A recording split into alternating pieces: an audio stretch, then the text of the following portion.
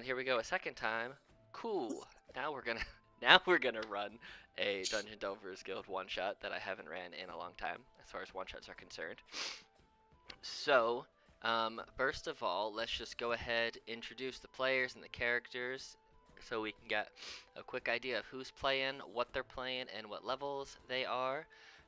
This is a level 5 to 6 one shot called Transformed, and it feels so good? Question mark.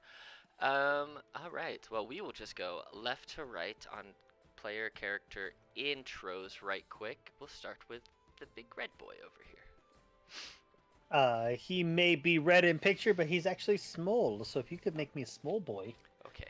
I appreciate it. My name is Vunaket. Today I will be bringing Kek into the world. He is a level 5 scout rogue grung, and he has finally learned common, so he can talk. Spicy. Next up, we have the black-haired lady, at least according to the token. We're both black-haired. You're the next one in the line. Am I? Okay, Yeah, fine. you are. I was looking at the thing down on the bottom. Look, No. it is not my day, okay? So yes, hi, I'm Pepper, and I have no brain cells today, and I am playing Lilith, who is a fallen Aasimar warlock. She's more or less a teenager. Her hair looks like maybe it's dyed black. She has white roots to her hair. She's got the coal all around her eyes and black lipstick. She's an edgy goth teenager, Asmar. She hangs out at Hot Topic, doesn't she? She works at Hot Topic. Mm-hmm. Good. Good. Excellent. And then Spencer's on the weekends. Mhm. Oh, God. Next up, we have Deborah. Hi, I'm Deb, and because I'm sick, I don't even know if this voice is actually me doing a voice anymore, or if this is just my voice. You'll never know. Deb is a Order of Scribes wizard. She's basically a grad student who her advisor told her that she needed some more real-life experience before she was able to start working on her PhD. And so she really doesn't want to be here. She would much rather be. I literally have her in D&D Beyond as Nerd because I forgot to change her name after I gave her a name. And yeah, she really just wants to be studying with a good book, and but she's trying to get a good mark in life experience, as we all are we not? It depends on the day. Too real. Too real. Next up, we have the Draconic Friend. I am playing Much. He's the most powerful magic user ever to exist. That is Solid. all that has to be known. Perfect. I like it. What's your name? And last but not least, we have a Woodsman, it looks like. Yeah, hi. My name's Cake, and I'll be playing Leo Thinfowl, who is a Wood Elf Druid level 5.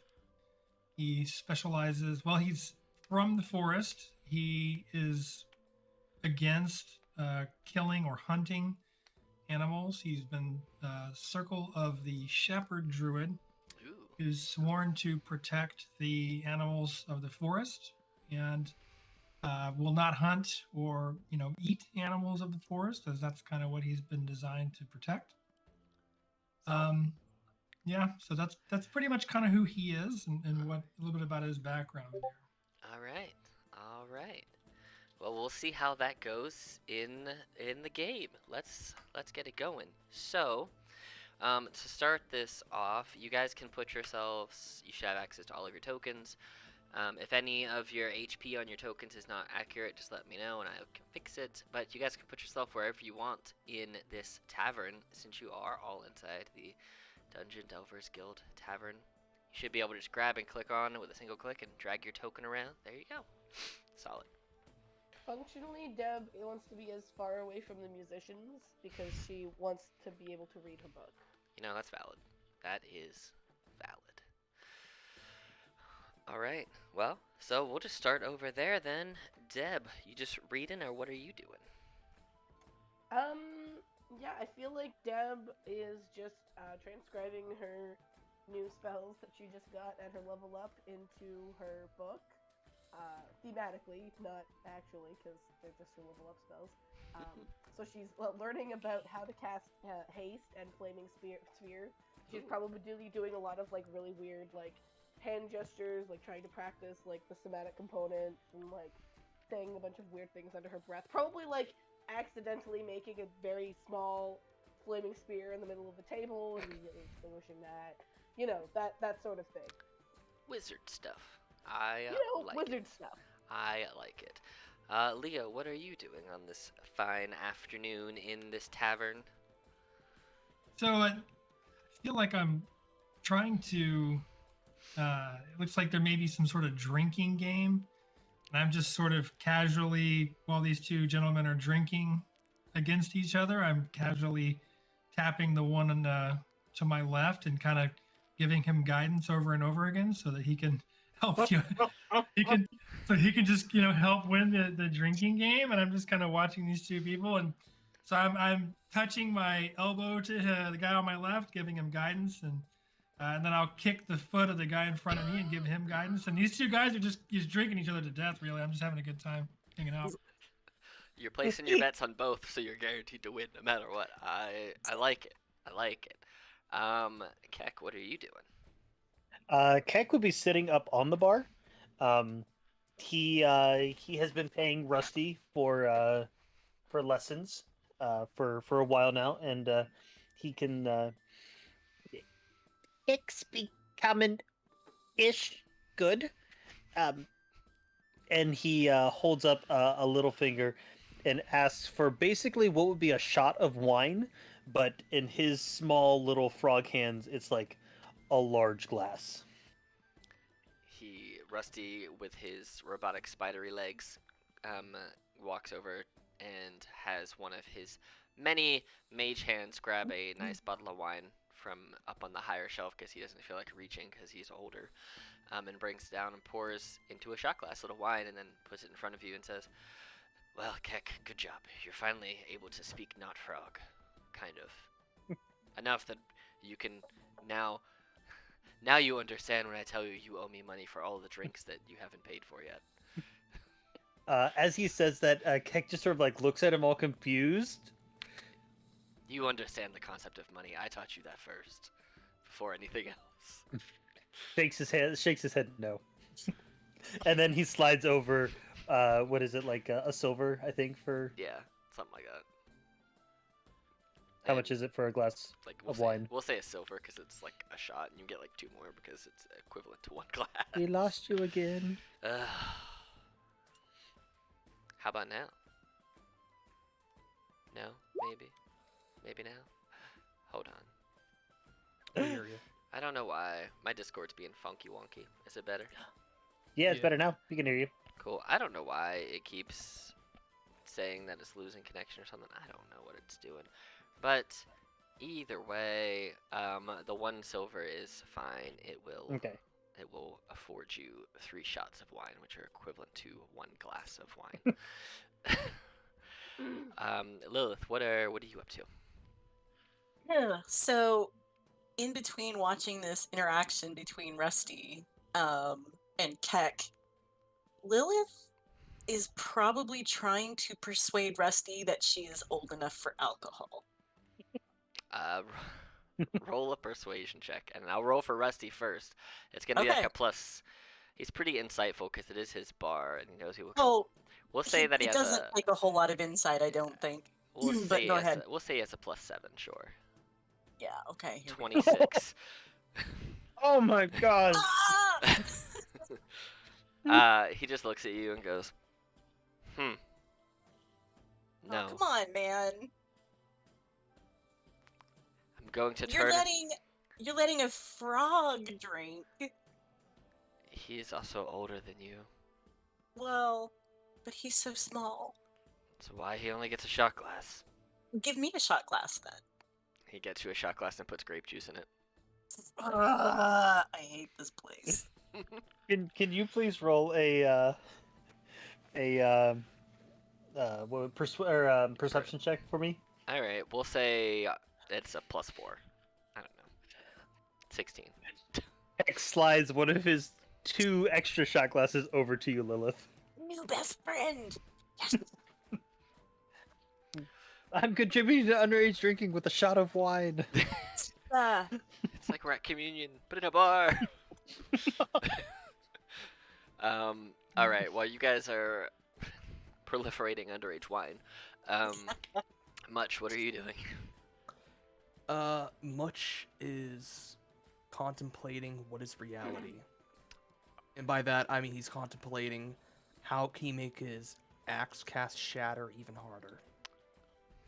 I was gonna say that was about to be a real deep exposition I was gonna have to find. Um, whew, whew. Okay, you can contemplate how to make your axe cast shatter even harder than before. But in the meantime, everybody who's somewhat paying attention, Deb and Leo, because you guys aren't at the bar and you guys are doing other things, both of you roll me perception checks, please.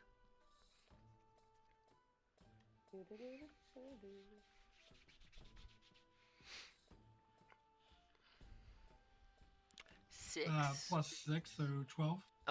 12 and 10. All right. It's not too hard. You guys see Rusty and the 3 of you who are at the bar see Rusty grab a handful of letters and kind of flips through them. And he opens one up, reads it real quick, and hands it to this mage hand. And it floats over to the quest board, and it holds it up as another mage hand floats over. It basically drives a nail into it. They're holding his head. Sorry. It drives a nail into it, and as you guys are kind of at the bar, just messing around, Rusty kind of nods and looks towards the board and says, I think y'all should take that job and get out of my bar. You're dirtying the place up. Heck looks down at the Yeah. slightly damp footprints that he's leaving behind, and he pulls out a little rag and like cleans them and wipes them off and like smiles up, not realizing that he has made fresh ones where he backed up to clean the old ones. Yep, that's what happens. Keck do good. He goes to pat you on the head, but as he goes, you see another mage hand kind of forms out of his hand and just touches you on the head so he doesn't have to. So Real quick, out of character, are we a group already, or are we? Not quite yet. Nope. You've probably seen each other around, but you have not joined up as a full. You're all part of the same guild, the Dungeon Delvers Guild, who have independent adventurers who end up working on quests together and whatnot. But you guys are not a full-blown collective group just yet. Do we have any, like, does the Dungeon Delvers Guild carry like an insignia or anything that? Yeah, you all have a little adventurer's badge. So pretty much everybody who's in here, all the player tokens you see, and you see there are other members of the guild who kind of walk in passing. Some of them wear their badges like on the breast of their shirt. Some of them have it hanging around their neck on like a necklace. Some people have it as like a tattoo. Other people have it different places. So you'll see different people walking around. Some who look really, really strong. Some who look newer. Some really old. Some younger. There are lots of other adventurers around here, all who are coming in, doing their business, leaving, talking to Rusty. Some are up playing with the band. Some come from up and downstairs. If you sit here long enough, you'll see magicians pop in and out as if they're teleporting in and out of the place. There's some rowdy, raucous folks that come in, but everyone who comes and goes in the tavern, about 95% of people, are members of the guild. Some quest givers come sometimes, some mail people come sometimes to like deliver mail and whatnot, but most of the people who you'll see in here either work for or are members of the guild. So you all have your insignia on you in some way, shape, or form, whatever your preference is. So Lilith and Much have their own sub-guild. yeah, one that's gonna be hunted by the Hey, anti-Goostras. That's fine. We have a Goostra to protect us. Not Hail Hydra, go Goostra. And this Go severed Goostra. hand. The severed hand. This severed hand. Um, Lilith holds out her hand to Much for their pet. So he's seeing that Rusty has told him to go take the job. Keck is a little upset that Rusty didn't let him read it before he put it up on the board, but he would hop down and then make his way over. And if anyone notices, you just look over and you see a little frog person who has a 15-foot vertical just hopping up and down over and over again to read the message that's now tacked up on the board. It's like one line at a time. He's just hopping up, reading a quick line, hopping back down. Just over and over You again. hear this. Well, I'm gonna walk over and I'm gonna pull the note down and hand it to Cat. Yeah, so he I was gonna say, I feel like Deb would just be like, no, that's not how you read. You can't read that way. You have to read in pure enjoyment of the words going into your brain, and no, can't do it, can't focus. And it would just I pull it off the board, I take it off the nail, and I hand it to Cat and say, "Here you go, guy." As you guys are walking over, Keck is bounding up and down. You hear this long, exasperated grandpa sigh come from the bar. It's like, how do I reach these Wait for it, guys, wait for it. kids?" So you hand Keck this letter, and it is, massive in his little hands. And he's looking at it, and then he looks up at you both and goes, Keck, no read? And he holds it back up to you. Because So he can speak common, but he can't read common. Well, I think if I'm not mistaken, I think I can speak to you in your language, right? So. What language do you speak? Because I doubt you can. You have to, you have to speak grung. Oh, you're not an animal? Nope. He's the player race grung, which does not allow you have to be able to speak grung to speak to grung typically, but he learned common, so that's how he can communicate with other people. Yeah. Oh, I gotcha. So- Okay, well, then I just. But you could try and talk to like regular normal frogs. Yeah. Because I know that's what you were going Yeah, for. maybe I'll with try it. that. So I'll try to speak to him as a frog and see if some of that comes across a little bit. Kind of like Spanish and Portuguese kind of thing. Like, so hopefully some of it comes across. Love it. Grung gives you a very offended look. Keck, not frog. Keck, grung. So it doesn't work. Or it does, just not the way you think. All right, so you will Thinking that a hold. Belgian person is French.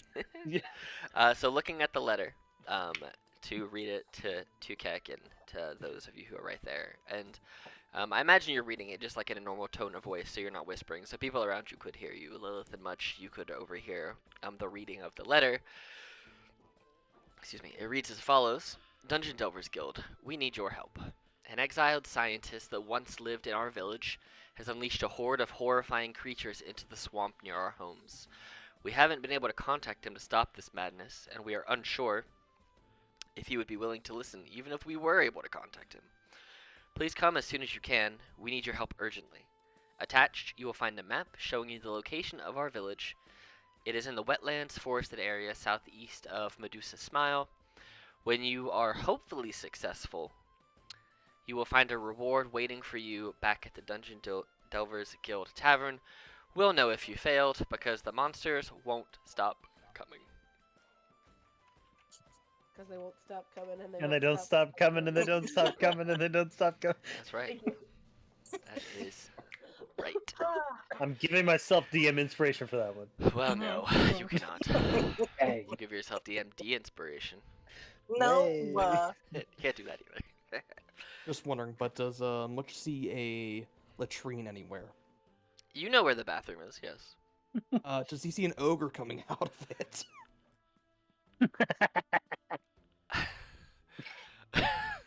No. Come on, you gotta give him that one. You gotta give him that You're one. not in a swamp yet. You can't have an ogre busting out of a toilet in a non-swamp. It just doesn't fit. That was the good mode. though. Come on. It took me a second, but I got there. But Maybe no. they're on a mission to earn back their swamp. This doesn't. Are we just doing Shrek now? Yeah, we're just we doing are. track now, guys. Oh, sorry. I was like half distracted because my dad brought snacks. And it was very important. Your But- dad brought what? Snacks. Snacks. Oh. It's not at My- all what I my heard dad- you say. My dad was making snacks, and That's I nice. wanted them. Is I guess more related to what's happened. Anywho, I feel like Deb would be very interested in the fact that there is a scientist involved here. That sounds like the type of thing that she would latch on to in this scenario. Okay. Hey, Much, Much looks to you and says yes. did you hear that? They said horrifying creatures. Maybe we should go get another pet. Much nods eagerly. Hmm. Excellent. Much looks to Rusty. Yeah. Which says, need alcohol. Rolls his eyes. Of course. How much do you want?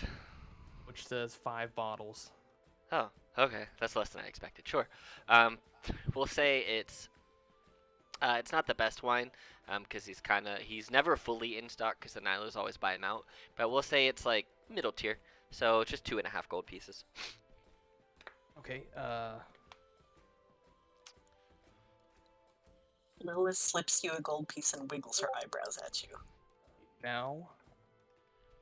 Much is gonna say, okay, Much now have alcohol for new friend. Much need alcohol for Much. He just sighs. All right, how much this time? Much starts to count on his fingers. And you start hearing him saying a few letters. Much says, Alright, we do trigonometry. Much says 30 bottles. Do you have a way to carry 30 bottles? I can hope. Like 10 then. Okay. Do you have a bag that can hold 10 bottles of wine? I mean, he has his backpack, which I No, that's fine. expect to have some. Yeah. We'll say they're still, it's still about the same quality, so 5 gold pieces, and you get 10 bottles of that same quality wine. Yeah, Much is happy. All right, so Much and Lilith, you make your way over to where the letter was being read, and so, Leo, you are now approached from behind by this. Did you just walk all the way around these people? That was great. You see this dragon-like person and this angsty teen join your collective at this letter.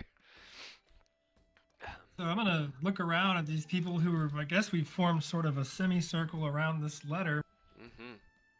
and I'm kind of asking them, I'm like, well, you fellow dungeon delvers, you look like a good group to party with. What say you that we take upon our new quest here together as a team? It seems like it might be simpler if we all maybe go together. We seem like a specialized group here, and we might work well together. Speaking of the scientist, is it at all possible that I've heard of this scientist? They didn't give any type of name, so Okay, I haven't heard you of can him you as can a roll a scientist. history and see if you can figure out swamp scientist. Yeah. His name is Dr. Moreau. It's fine. Let's go. Swamp scientist. Roll me a history check. Oh, Oh! You have. It's not that you have or have not heard of them, but you have heard that there are people who practice like more natural sciences in strange places that aren't necessarily what would be considered traditional laboratories, and people who practice magics or science-based things, who maybe are doing it in places that are more remote. You can kind of put 2 and 2 together that what these scientists do probably is frowned upon. You don't know anything specific about this lab or this scientist or this specific study, but you can kind of figure out that if there's a scientist here creating these horrifying monsters, that he's probably working in some type of magic that he shouldn't be, and it's probably a messed up form of transmutation magic. Cool.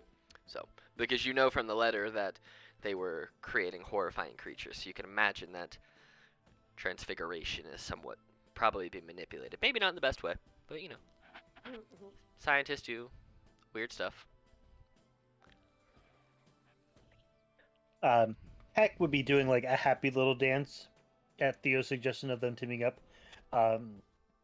Heck would sort of look up, not sure if anyone's noticed or paying attention to him. But Heck joined one back, and he would hop over and try to chug the last shot of wine before hopping back over. Literally, how big is Keck? He's not that small, but he is 2 foot tall and 40 pounds. This is Okay. pretty small. So a third the size. He's the size of what would probably be like a 3 to 4-year-old child. Perfect. Okay, Lilith looks down at Keck and goes, "Are you slimy?" Heck gives a very aggressive nod. Yes. Awesome. Do you want to ride? She holds out her hands. Are you wearing gloves? No. Ooh.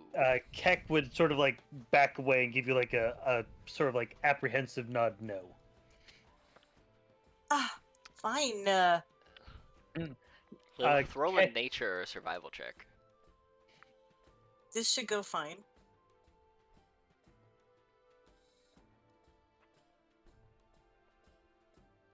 Oh yes. Oh. You can well. explain as Keck what she would know, because this was to determine how much for why Keck won't step on her. That Mhm. you can tell her. Heck skin hurt, if not grung. Gotcha. Does it like is it like acid? Does it like eat through fabric? Like deadly snake. I don't so like okay. If you sit like on my shoulder and you can hold on to my wing, oh by the way, I have wings. Would that work? My wings are just bones, it's fine. Might work. I'll You know what? say yeah, because your skin poison would not burn through bones. Yeah. So Excellent. Let's give it a try. And she like just kneels down. Keck just jumps right up and just grabs on to what would be like your shoulder blade bones of wings. Yep. it feels a little tingly. It's kind of like icy hot, but it doesn't really hurt. Ooh, nice. I'm getting poisoned. Yes. Slowly but surely over the day. Yes. All right. So. You gotta make a con save every 6 seconds. I'm writing you. Oh god, no. No, we'll just say she's fine. Yeah. That's a little rash. That's all that would roll. All right. So if you guys wish to, you're gonna end up going through Medusa's Smile first, which is a little town. Which here I brought out the map. Maybe if it wants to load. Oh no, did it not load? It loaded for us. Oh. Yeah. Well, mine's being slow, so let me refresh it for me. But if you scroll down the map, you should see down towards the southeasternly area, Medusa's Smile. Someone can probably click to where it is. As my roll 20. Yep. We're doing it so much. There's so much clicking happening right now. Good. Cool. Yes. So here is Medusa's Smile on the map, and you guys are going to this like forested area to the southeast of it. That swampy, foresty. Oh no! Now my roll 20 froze. Rude. Right here to the southeast. So we're at Virton City right now. Yep. You guys are at Virton City, and you're gonna spend about a day or two just kind of traveling. To Which would Medusa's give Smile. everybody a ride on the carriage. You guys will travel to there, and then you know from the map that it is in this forested swamplandia area that you guys need to head. Yep, so you guys basically go from here, you take the road across, come down, and you end up in Medusa's Smile. And if there's any items that you wish to buy as far as like potions or anything that you might need, you can do that. I think new characters start with 250 gold pieces. Is that right? Or am I making that up? I can't remember. Pretty sure that's right. I think it's only like 100. I thought. I don't know. I will check. Yeah, you check, because I can't remember where it is off the top of my head. It's I somewhere. shall. So if anybody got- has I money got and you. wants to buy potions or wants to buy any spell components or anything that might need, you can do that. Or basically anything that's in the player's handbook that you can afford that you might want, you can find it between Virton City, Medusa's Smile. No problemo. So, but as you arrive in Medusa's Smile, you stop just to get a drink, get something to eat as you've been traveling. And it's kind of at this point right now when you get here, it's like earlier afternoon, and you have a few more hours to go before you get to the area that you're heading. And as you guys are eating, you are kind of talking about the job that you have, and somebody was, as they do, listening over your shoulders, and they kind of look up at the bartender, who then looks over at 150 gold pieces. Okay, I knew it was something with a 50. And the bartender kind of looks at the person who looks at them, kind of nods and shimmies them away, and then looks at you guys, and then says, "So you're going down to the old wetlands over there, are you?" Yes, fun. I don't know if that would be fun. Listen, it's gonna be scary. There's gonna be blood. We might die. It's fun. Well, you pretty much got it covered. That's all I was gonna tell you. There's dangerous things in that swamp, and be careful. Mhm. Hey, Rusty, do you have any potions of healing by chance? This bartender is not Rusty, does not, but you can buy potions of healing in the city. So they are 50. I'm sorry, which city are we in right now? You are now in Medusa's Smile. You have moved. Yep, you're down here. So Oh, that's a city. Okay, I yeah, didn't know it's it was a city. it's a little city. I just kind of hand wave the traveling a little bit. But yes, you can buy regular health potions. You have 150 gold pieces that you start with, plus whatever your starting background is, so you can buy up to 3 regular health potions if you so choose, because they are 50 apiece. So You said 50 gold pieces? a piece, yes. So you can buy Okay, up to I'd 3. like to buy one potion of healing, please. Okay, so you have 1 potion of healing, and you take that from your gold, so you have 100 gold pieces plus your starting background stuff. And as you guys... Sorry. No, you're good. Anything you want to buy? Anything else? Yeah. By any chance, is there any chance you might have like a pair of like a goggles of night like hidden away anywhere to sell? Or probably not. He does not. This bartender is a bird person, and they don't seem to really need goggles to see at night. Got it. They're like a darker feathered bird person, almost raven-like, but kind of older. I forget this bartender's name and the bar's name, but it's one that Moon created when we took Medusa's Smile, so it's actually his playable character, and I can't remember what the name of it is. So, and they're a bird person. I remember that, though.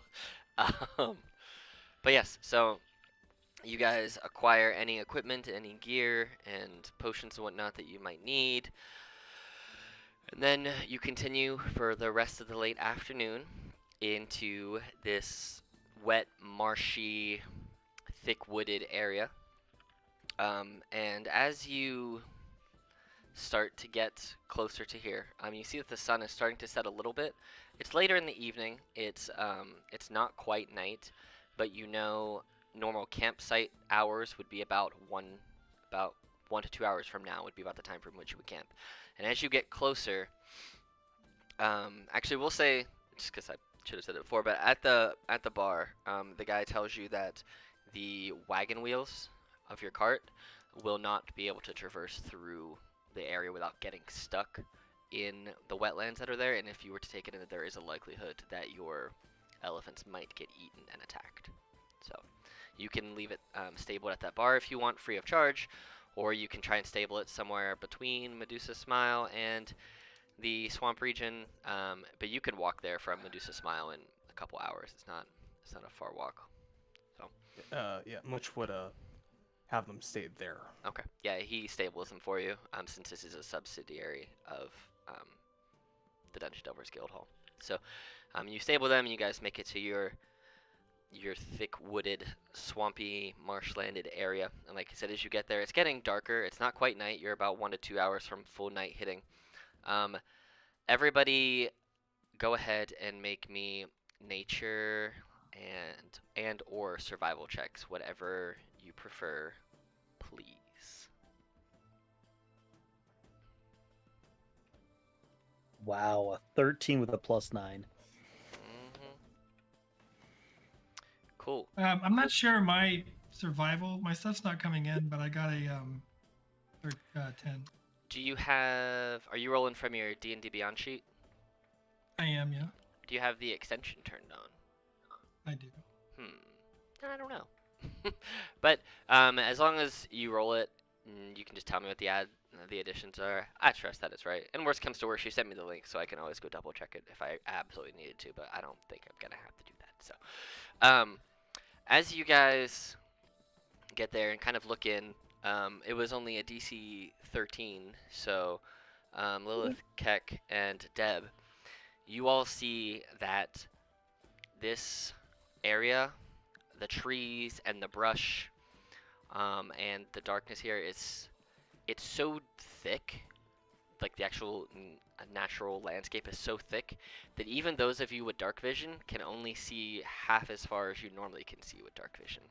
And those of you who can't see at all can barely see at all. And you guys, I'm gonna put you on the map. So you guys end up about here, and you can see what you can see with the vision that you guys have. So much no vision at all. Yes. I will cast light on my Rod of the Pack Keeper. Okay. As you do that, it's what, 2020? Yep. Cool. You see that the light doesn't go quite as far as you would expect it to go. It's almost like it is held back some. Let me make sure that Cool. but you can see, kind of looking around the corners, there are some lights that are just kind of floating in the distance, kind of promoting a little bit of wispy lights. So, I'm going to also conjure my like awakened spellbook mind, which is also something that Deb has never done. So she's definitely going to like pull out her book and like review how to do it, and like be like, wait a second, and like practice it twice before she does it. It's probably super annoying. And it just says that it manifests as a tiny spectral object, and I just want it to look like one of those very tiny books. Those, you know, how about that? yeah, that's all good for me. All right, cool. I'm gonna see if I can give you control of it. Control by. Functionally, I just want it to be a very small book because I think that's cute. Fair. Deb. You should be able to control it now, I think. Hopefully. I don't know. If you, yeah, there you go. Cool. All right. So yeah, you can move that. But yeah, you guys see that there are some floating wispy lights kind of maneuvering around here, but you guys can see what you can see as far as you can see. So you guys can feel free to explore and to walk where you want. At any time, there are parts of this wood that are so thick that you cannot walk through. So if you were to walk to a spot and it looks like you can't go past it, that just indicates, as long as I've set it up right, and I think I have, that the trees and the brush and the rocks and marsh are so thick that you cannot traverse that. It's just not traversable. So. Okay. Keck would Is pull it- out. Go ahead. Sorry. No, you go ahead. Sorry. No, Keck would pull out a small torch that is basically just like, it looks like it's like a quarter the size of a torch, and light that. Is Keck still sitting on Lilith's shoulder? I imagine he would hop off once they get into the swampy part because he feels very comfortable in this area. There you go. So all of the light basically that least- emits from any of you is at half, basically. So, and all your vision. Much is could also also at half. take out a torch as well, if that's cool. That is fine with me. I'm going to cast Produce Flame and hold it in my hand. Hey, I know how that goes. That's my standard. All right. So the way that I do that, because I do it the exact same thing. You'll basically every 10 minutes, I think is how long you go for. Every minute, you just recast it, and it's what, 10 feet by 10 feet. 10 by 10 for 10 minutes. Cool. So 5 by 5 is what you will produce because that's what it can do. All right. As you guys get up there, hold where you are for a second, you guys. Heck wants to look at the light. That's fine. Keck, roll me an investigation check, and those of you who are starting to walk, also give me survival checks. Oh, You want good. a survival as well? Yes. 18. Cool. It's not a hard DC. 20. It's cool. It's just a DC 13. It's just to see how if the wet sinking marsh ground under you kind of slows your step, but all of you are kind of used to this. Like it's still wet, your feet are sinking into it, but you're able to pull them out of the muck. It's not like quite thick, deep mud or anything. It's just it's wet and it's annoying and it's cold and it's swampy. Keck. Lilith says, I want to live here. Heck is very happy with this environment. Keck, yeah, you don't even have to worry about getting yourself wet, Keck. You can just lay down. Keck, with a 9, you walk up and you see this pulsatingly just white light just kind of floating. It doesn't look like it's attached to anything. It looks like it's its own little thing. Can I do an Arcana check? Sure. Thank you. It all looks like a floating light. I want to jump up and try to grab it. Okay. You jump up and try and grab it, and it move. What are you trying to grab it with? Let me ask first. Are you My just trying- hands, like I'm just like Okay. just trying to like grab it like a child trying to grab a basketball. Okay. You go up and try and grab it, but because this thing cannot be grappled, it just floats out the way. Oh no, is it not showing you the picture? Show me the It is. picture. It is. Yep, it loads. It's doing that thing at the bottom where it doesn't load at all for me. But yes, those are what you see, little wisps. And as it moves out the way, because you try to grab it and it cannot be grappled, it's going to try and fling back at you really quickly, and you feel this little electric shock hit you. Does Okay. if it wants to roll? I think my roll 20 is just being slow. Yeah, it is. So if it rolls, it'll be the first one because I clicked it twice.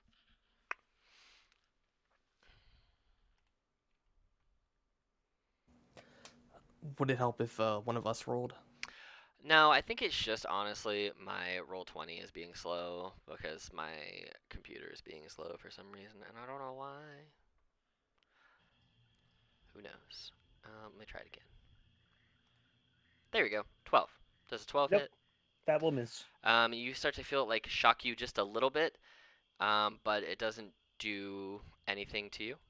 You don't feel any pain, and then it just disappears. And the area around you is as dark as it seems. You do see there's a couple more lights from different areas. Uh-oh, we lost you. Yep, you sort of cut out there again. You see that there are lights from different areas around you that you can see. Those of you who have the length of vision to see it, you can see the little yellow glowy lights.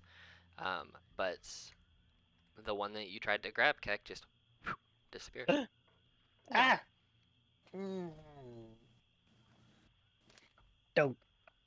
Don't grab, make dark. Well, this seems fine.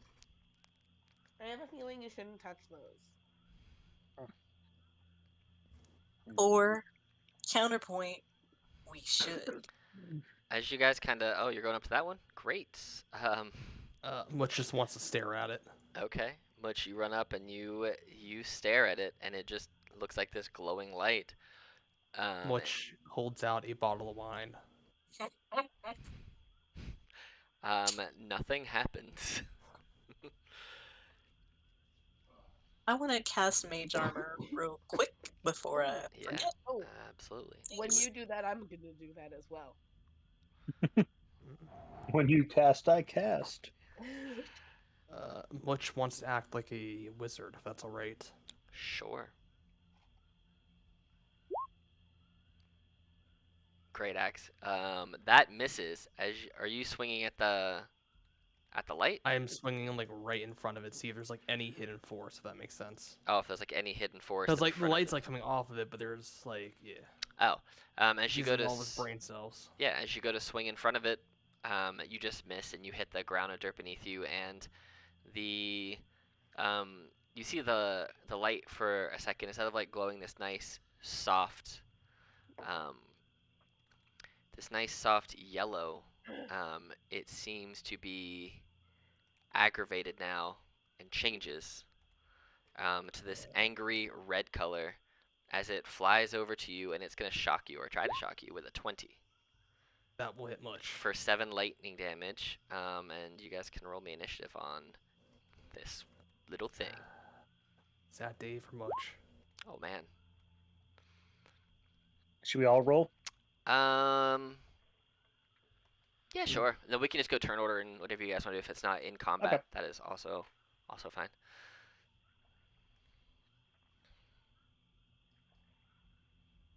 Should I roll in the game?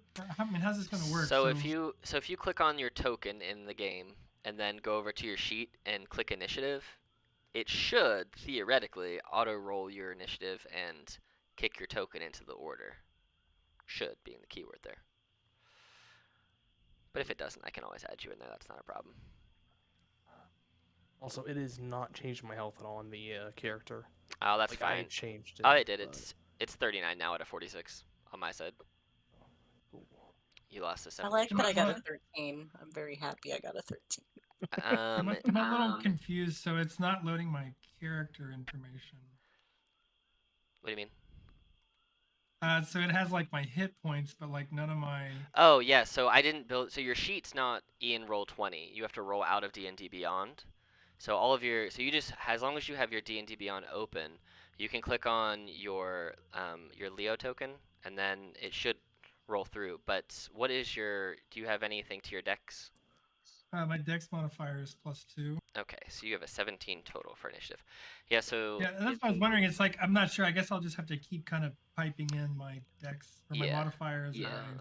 Yeah, sometimes it works funky. It takes a minute sometimes to make everything work together. It's a real pain sometimes between roll 20. When I was and first D&D. doing it, I had to like reinstall the plugin twice, and then for some reason it started working. So. Yeah. So the light is still right in front of you here, Much, and it's gonna try and shock you again. That will miss. It goes to shock you, and it's still red, but it misses. Keck, it is your turn. You see the light turn red. What is your passive perception? Straight 10. A straight 10, huh? Look at me not making a perception monster. Oh wait, no, sorry, 16. My bad. Haha, I That's lied. significantly Lol. different. Lol. You notice. Just kidding. You notice standing right beside you. You hear some clicking, and the bush right beside you here looks a little odd. That's what I was looking for. There we go. I should have mentioned, DM. I do have a dagger of warning. Oh, that's fine. This thing's not Okay. jumping out to hit you. It's just something looks funky. Can I investigate it? Sure. Roll me an investigation. Or could I roll a nature check to see if I can identify why this bush looks weird? Yeah, go for it. 28. It looks weird because it looks like a crab. Hmm. Actually, I should have. Let me see if I don't think I can share the picture with you. Actually, Is the investigation, is that performed as an action? since he's walking by there and I kind of told him that he heard it, I'm just gonna let it be free. No, Some stuff- I didn't know. I don't know how that works. Oh I just yeah, didn't know. sometimes it is, but most times I'm pretty lenient with stuff. So we're gonna do this real quick. And bam. Nope, not that way. There. You see a bush crab. It's like a crab with like mushrooms and stuff on its back. And I would say you have to roll a con save if you're standing right beside it, but you can't be poisoned, so you're just in like a poisonous area of bush and frog. Bush and crab. First off, banger music. Secondly, does it seem hostile? It's starting to click a little faster, so I feel like it's starting to get a little hostile. Okay. But you also notice with that 28 nature check that this isn't the only one. That there's another one that's kind of moving right over here, up beside Much. And that's a 0. Okay. But yes, so you notice about those, and then Leo, you see the one that's beside Keck as well, as he kind of points it out, and you can kind of, as long as you have the vision, you can also see the one that's up there by Much as well. But Keck, it is your turn. Okay. I'm going to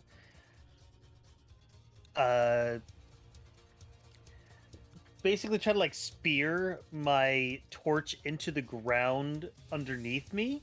Okay. Because I can't do anything else. And then I'm going to like somewhat cautiously pull out an arrow, slide it against my forearm as I notch it, and then I want to take a shot at this one up here. All right, do it. All right. 13? That will just miss. All right. So doing that, I'm gonna go 5, 10, Okay. 15. I don't have a light on me, so I don't know if I can just pin a light right there and then take the light off me. And then as my bonus action, I'd like to hide. Okay, let me find the thing. It's like right here.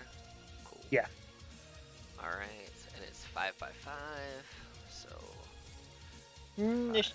Well, it's because of the way the forest is set up. Oh, that's right, yeah. Yeah. Wait, is the torch only 10 by 10? Is the torch on? Oh no, it's 10 by 10. Sorry, I messed it up. It's 10 by 10, not 5 by 5. Okay. I was just doing other things that were that. So 10 by 10. There you go. Cool. Now your light should be accurate, and roll me a Yep. stealth check. 22. 22. Yep. Cool. You jump into the. I imagine, yeah, that I don't really move. I just sort of like hop, jump, and like just like cannonball into a bush to hide. Deb. It's your turn. What you want to do? I forgot that I went to my phone and I was trying to unmute on my computer and was like, why isn't it working? I mean, it seems like we are fighting these things. I don't really feel like she actually wants to engage at the moment. That's fine. Can I just like look around at some stuff? Yeah, sure. What do you want to look for? Science. Science. Okay. I'd like to look for some science. Roll me a investigation or arcana check.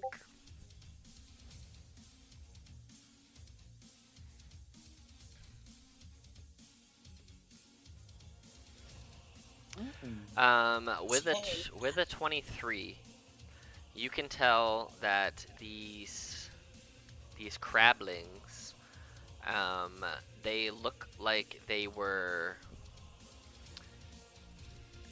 made by something not natural. Let me see if I can show you a picture of these without you. Hopefully this doesn't show you guys the whole sheet, but this is what they look like. They look like that. It doesn't look like it's like a natural looking crab. It looks like it's been transfigured. So. She's going to make like a couple quick notes, like it's mostly just weird crab ? And then I'm just gonna move up so I'm a little bit closer to everyone else. Okay. Alright, put yourself wherever you want to be. Unless you need me to move you, and I will. Cool. You move right up by the crab. Alright. Is that your turn? You can move there, that's fine. Because you had to go there first, so, alright. Oops, crab. Leo, what would you like to do on your turn? So I'm just trying to picture the environment here. So, what is the ground composed of? It is like marshy, wetland, swamp kind of stuff. So it's like about ankle deep of, in parts. It's deeper in some parts, but where you are right now, it's about ankle deep of cold, wet, muddy water. Beneath that, you can feel roots and crushed plant life, and all around you is thick swamp trees. Think of it as like a dark swamp mixed with like the Everglades, but more toxic, I guess, and like nighttime. Would you say that there is, kind of leading here a little bit, would you say that there's dirt or stone underneath me? Well, there's definitely like these rocky cliffs over here. Like stuff like this are the actual rocks, but I mean under you, sure. You can't see the ones that are under you because they're underwater and like mud and swamp stuff. But you can see there's like these edges over here are definitely made of rock. There's other rocks that go further over here too. But under you, no. But around you, yes. Gotcha. I think I'm gonna head over to where there's sort of dirt and stone area. You said that was Yeah, it's like 5 foot. Here, It's like a little 5 foot rocky ledge. Yeah, where you can see that ledge over there. It's like a 5 foot high rocky ledge that you can climb up without a problem. Yeah, bang. here. And I'm still holding the produce flame, I'm guessing.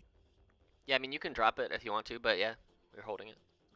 Can I hurl it? Yeah, absolutely. Who are you throwing at?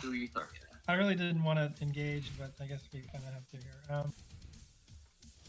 I was kind of thinking that the will-o-wisp, there might have been something about. So I think I'll hurl produce flame at, I guess, my buddy Much over here. Okay. You're gonna throw it at Much? No. Okay.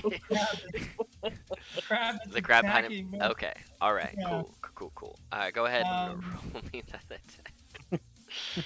That's funny. F that guy. Why are you touching stuff? Came over or not. It rolled. So it rolled the damage. So what's your spell attack modifier? Oh, sorry. Hold on. I think he wants me to do this one. It might be working though, plus- because that is the damage for that spell. Yeah. Hold on. Let me see. Sometimes you can click on the spell and it opens up a little thing. Well, you rolled a natural 1 against the crab, which you hit the crab and you see that while it doesn't necessarily connect to full tilt, the crab hits it and just out of natural reaction of being hit with fire, it jumps around like it's waiting for itself to be like caught alight. But nothing happens. It kind of rolls over into the water and pops back up again and immediately puts it out. So you hit it. It doesn't do any damage because you rolled a nat 1, but you know, you also don't hit anything else. So It knew to stop, drop, and roll. it did. It's like crab from the waterlands. It's smart with its intelligence of 3. Anything on your bonus So- action or anything else?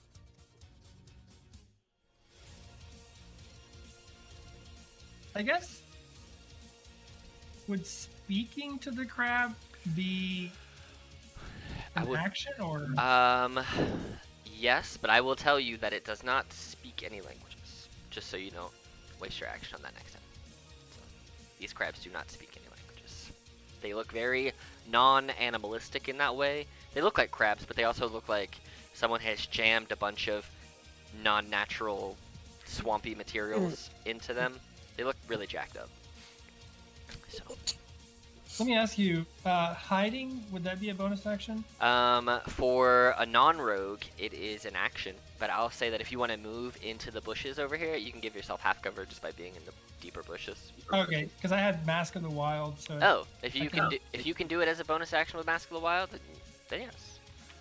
Yeah, if I'm lightly obscured, I can hide. Yeah. Yeah. So we'll say that you move over here just so you're lightly obscured by some foliage, and then I believe you can just roll that as a bonus action, right? Oh my god, my mouse is going crazy. It doesn't say bonus action, actually. I don't know. No, you can attempt to hide even when you are only lightly obscured by Ah, foliage, gotcha. heavy rain, falling snow, Well, mist. we'll say that you're not hidden for the sake of um, the situation being hidden, but you got yourself in the foliage, so you have half cover. So you have a +2 to your AC right now because you're in half cover bushes. So it's like half hiding, not quite as well. But Mask of the Wild in the foliage, you're doing better than a normal person would. So Yeah, I guess I think that that's kind of my turn then. okay, all right. I took a swing, which I tried to help you, man. I botched it.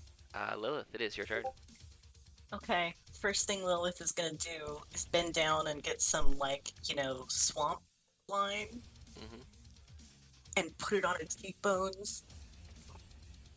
Well, you And then have swamp slime on your face. I do. And then she yells to her friend Much, "Hey, Much, do you enjoy being shocked? Is that like a thing?" Much says, Much just want test magic. Much kill light. Much try make crab friend. Maybe crab people.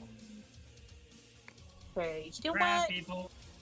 I'll just let you do your thing up there then, and I'm gonna do something super surprising from a warlock. Are you all ready? This is gonna be super out of the box. You gonna cast Oh, heal? yeah. Well, since you decided to rub swamp on your face, roll me a DC 11 con save. Eldridge Blast. Okay, there's that. Oh shit. Well, it burns. Feels good. it does burn, but you start to feel a little gross. And I'll tell you, you are in the process. It's gonna take you 4 days for sewer plague symptoms to manifest. So you don't know. Excellent. Okay, I love it. So yeah, I'm gonna Eldritch Blast is what I'm gonna do. Who you Eldritch blasting? The Krabby Crab right here. Oh, that one right here. Yeah. Cool. All right, do it. I will do it. You have 2 because you're level 5. Mm. So there's That hits. 1. There's 2. That also hits. Pew pew. You definitely My hit Eldritch these Blasts crabs. are black streamers. Solid. Is that your turn? Yeah. All right. Much. You have this bright, shocky light in front of you, and this weird monster crab thing behind you. Much is gonna stare at the light and say, Much cast shatter. Okay. Do it. Actually, Much is gonna stop for a second, look at it, and say no. Much recklessly cast shatter. He's in a rage. Nice. And you get to Actually, roll on if your you wild have magic to- table. No, you don't have to rage to recklessly attack. You can just recklessly No, attack. he'll just recklessly. Yeah, Okay. he's just gonna recklessly. Yeah, so cast shatter. so both of your attacks will be at advantage because you're recklessly attacking. So, Jesus. Okay, roll me your great axe damage first. So it's gonna be, Or the rage, obviously. yeah. So it's gonna be 9 plus 12, 21. which is 21. Okay, roll me your next attack at advantage.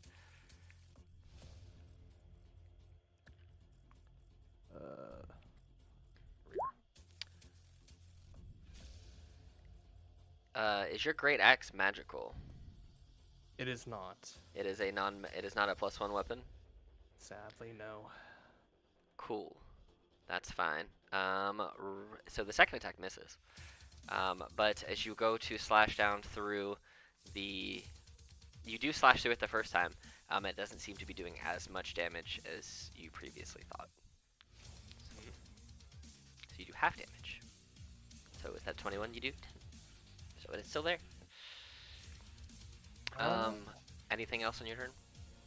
Can Much quickly turn around to the grab? Yes. Can Much offer it a ration? Sure, you can offer it a ration. Give me an animal handling check. Is there any way I can recklessly offer a ration? No, there's not, Cram unfortunately. it in his mouth. Then get hit. Aggressively unarmed strike it in the mouth with food. That's funny. Smack. Animal handling, not survival. Oh, my bad. You're good. Oh, yeah, that works. Oh, It's fine. You shove a ration in its mouth, and it's very confused. But it doesn't immediately bite you, which is something. Mush is gonna put to it and say, then point to himself, and then point to his bag with more rations. Okay. Alright. That's it. Cool. Alright, so this crab that just got smammered by 2 force blasts is going to run up to you. 5, 10, 15. Right there, Lilith. And it's going to take... Actually, it's going to run up and it's just going to spray some spores on you. So roll me a DC 14 con save. Cool, I'm doing good at those. Alright, so on a failure, you take this much damage. Ow! Stop rolling. And you Stop also rolling top rolls on me. you are also infected with the crab's spores. Yep, you're pregnant. Congratulations. Here's what's gonna happen. baby. Right. After 1 hour, small bubbles are going to appear across the skin of yourself. And at the end of each long rest, you have to make a DC 14 con save. Nice. So I'm making 2 con saves at the end of each long rest. Yes. And I think they're gonna oppose each other. You have crab spore bubbles that will appear in 1 hour. And then you also have sewer plague, which will appear the next day. So you No, just 4 days, feel... right? 4 days. Oh, in 4 days, yes. You'll start to feel probably a little grimy the next morning, but you won't have any effects of it. You'll just start to feel a little under the weather. So you won't have the effects, but you know. That happens when I go to sleep without taking out my makeup, so... Alright, so it's this other spore crab's turn. I'm gonna say, because you rolled so well on the animal handling, it gets 2 attacks. I'll say that only one of them will be at advantage for your reckless, because things get advantage on you for reckless. So this first one will just be a regular claw attack against you. Much. For natural 1, it goes to clip you, but it's distracted by its snack. And I'll say, because I rolled a natural 1, it's still going to be distracted. It's not going to get advantage, and it's going to roll a 19. Sad. For 6 bludgeoning damage, as it just like... it's more like it hammers you with its claw more than like grabbing on you. So you get hit for 6 bludgeoning damage. It's this Will-O-Wisp's turn, who is going to try and shock at you a bunch for a 6. It's just like sparking at you and not doing a whole bunch. Keck. Okay. You see the Will-O-Wisp down here, which is still yellow, and it looks like it's just kind of floating there. It doesn't look like it's angry comparatively to the other one that's bright red. And you see the two crabby things. Well, I don't like the thing that just went down and sprayed my my bony girlfriend. That's a sentence. That is a Get sentence. it! So, since I'm hidden, do I get advantage on this attack? Yeah. Okay. You don't even have to move. Well, I know that, but I'm going to go ahead and, again, as I draw an arrow, rub it against my forearm, and then make an attack against the crab down here to the south. God dang. That misses. It's a comes right out. Alright, well, I'm going to back up just a little further and then rehide. Okay. Give me that. Because I don't have that. The skulker. Yeah. Yeah, I I'm don't just have gonna skulker. I'm just gonna keep that on you because, you know, you're still froggy hiding. Okay. That is my turn. Froggy hiding. Deb, you saw this crab clamber over and sprayed Lilith with some poisony spores. What would you like to do?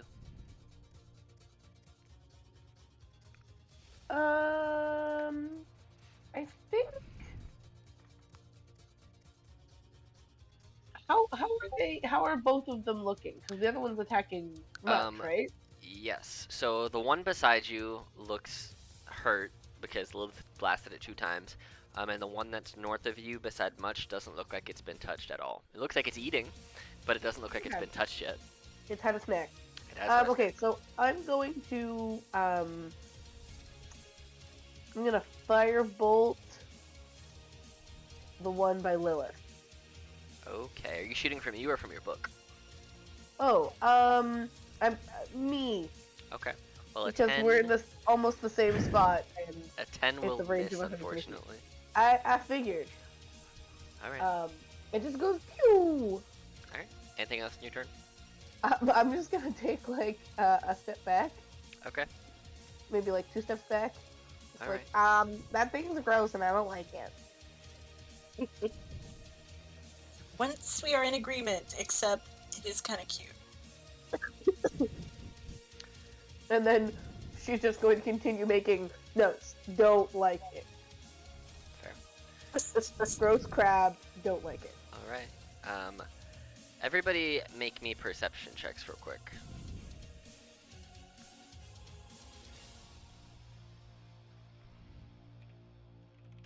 $19.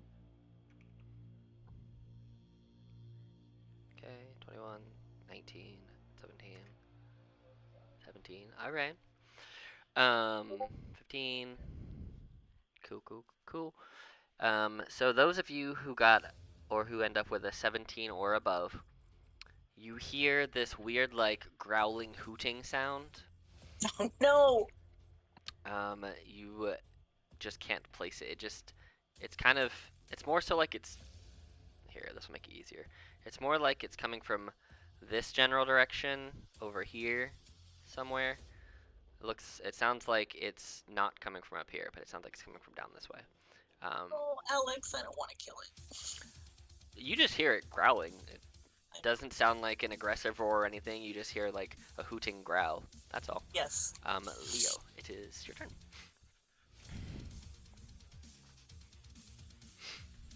Okay. That's new information.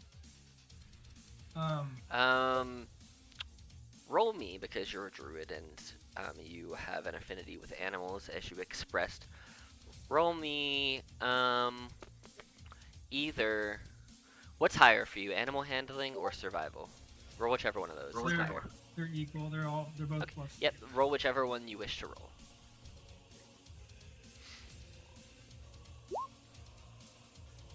Call it a 20. 20. You recognize this to be the sound.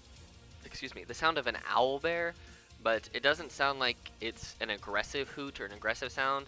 It sounds like it just woke up from a nap or from a sleep, and like it's just starting to get ready for its day.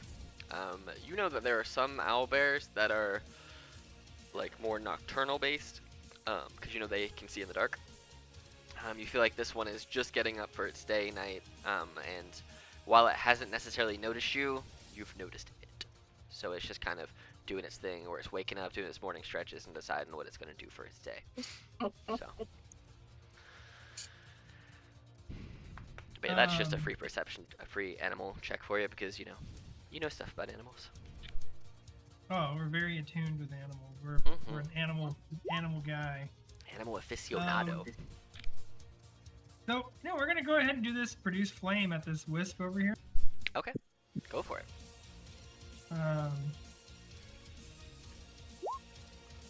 That will miss. It goes right. It hits it, but goes just appears on the other side of it. Like it just goes right through the wisp. Wisps are surprisingly hard to hit. So. Gotcha. I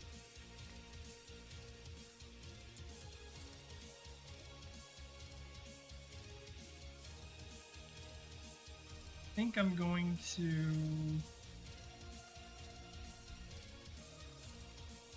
probably just remain hidden, I'm guessing, or Okay. slightly cover it, I Yeah, guess. that's fine. I'll let you, since you're not, since you didn't move on this round, I'll let you roll a stealth as a bonus action with Mask of the Wild, since you didn't move anywhere and you're kind of still staying in that spot. So you can roll me stealth, and it'll probably improve it a little bit, unless you roll terribly, and then you'll still just have that +2.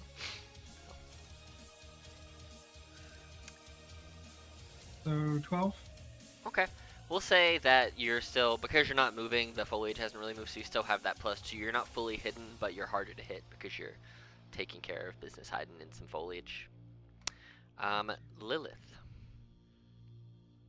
Okay, so this crab is all up in her business. Facts. Lilith cocks her head to the side for a second, and then she says,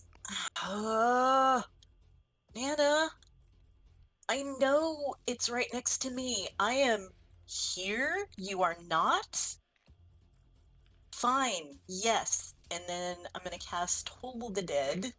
Oh. Wisdom 17, please. On this crab. Yep. This is a very wise crab. I mean, it's not dumb. Oh my god, are you kidding me right now? No, I'm not. In fact. Okay. Cool. Cool. Nothing happens. There is a sound of a very, dolorous bell, low tone. You hear in your head, back in my day, we weren't afraid to take out the maracas and shake them in the enemy's face. That's all. Okay. Anything else on your turn? Shoot, I don't want to take attack of opportunity. Okay. So I'm gonna stay there Alright. and just be rolling my eyes Alright. and Much. sighing mightily. You have a crab that you haven't hid behind you that you just gave a bunch of food to who missed you with a couple attacks, and then you got this whisper wisp. Much is gonna stare at the wisp Okay. and say, Much is ready. Much will call forth the powers of the universe and rage. Alright. Roll on your wild magic table as you rage. Understood. See what you get. Gonna be honest here, I need to find it on my sheet where it was again. My apology, Matt. No, you are. You're good. I can. Okay, it's a D8. It's a D8. Yep. 3. So this is what you get if it doesn't show up for you. But here, I'll post it for you. It's that. Yeah. So you get a little Pixies. flump for a pixie, and you can make them explode. And any creature within 5 feet of wherever you put it, gotta make a dex save or take 1d6 force damage. I'll say it won't hurt you because it's your own thing. So if you just have it explode on top of you, it'll hurt both the things around you, but it won't hurt you. Pixie. But you raged, so it's now your turn. So Pixie. pixie. All right, you're attacking the will-o-wisp. No, I'm putting the pixie here. Oh, you're putting it right there. Okay, we'll say it's right there. That's fine. I'll know it's there. Much will call forth once again the powers of the universe, and he will recklessly attack. 2 times. Do it. Cast Shatter. 19 just hits. Roll me that damage. So it's 8 reduced by half, so it's 4. Okay. All right. 13 will miss. And then it'll make a dex save against your thing. Oh man, I'm not even making this up. I didn't realize how high Will-O-Wisp dex were. It's a 28, guys. What? Yeah, he has a 28 dex for a +9, but he rolled an 11. What's your DC for your wild magic? It should be 8 plus proficiency plus constitution. That would be a 13. Well, it fails, so go ahead and give me a d6 of damage. And it's force. And it's force, so it goes all the way through. So whatever you roll on a d6, the... Jesus. Hey! Yes. This thing is hanging on barely. Before Much ends its turn, Uh-huh. can you offer the crab another ration? You did that as a bonus action last time. Okay. So since you used your bonus action, I'm gonna say no. He's that's just gonna get it. That's fine. Like not even like gambling, like just like. That's yeah. fine. Yeah, just hanging out. Alright, so Lilith, you tried to toll the dead on this one. It's gonna try and claw you 2 times. The one in front of your face. Claw me 2 times. Did it hit?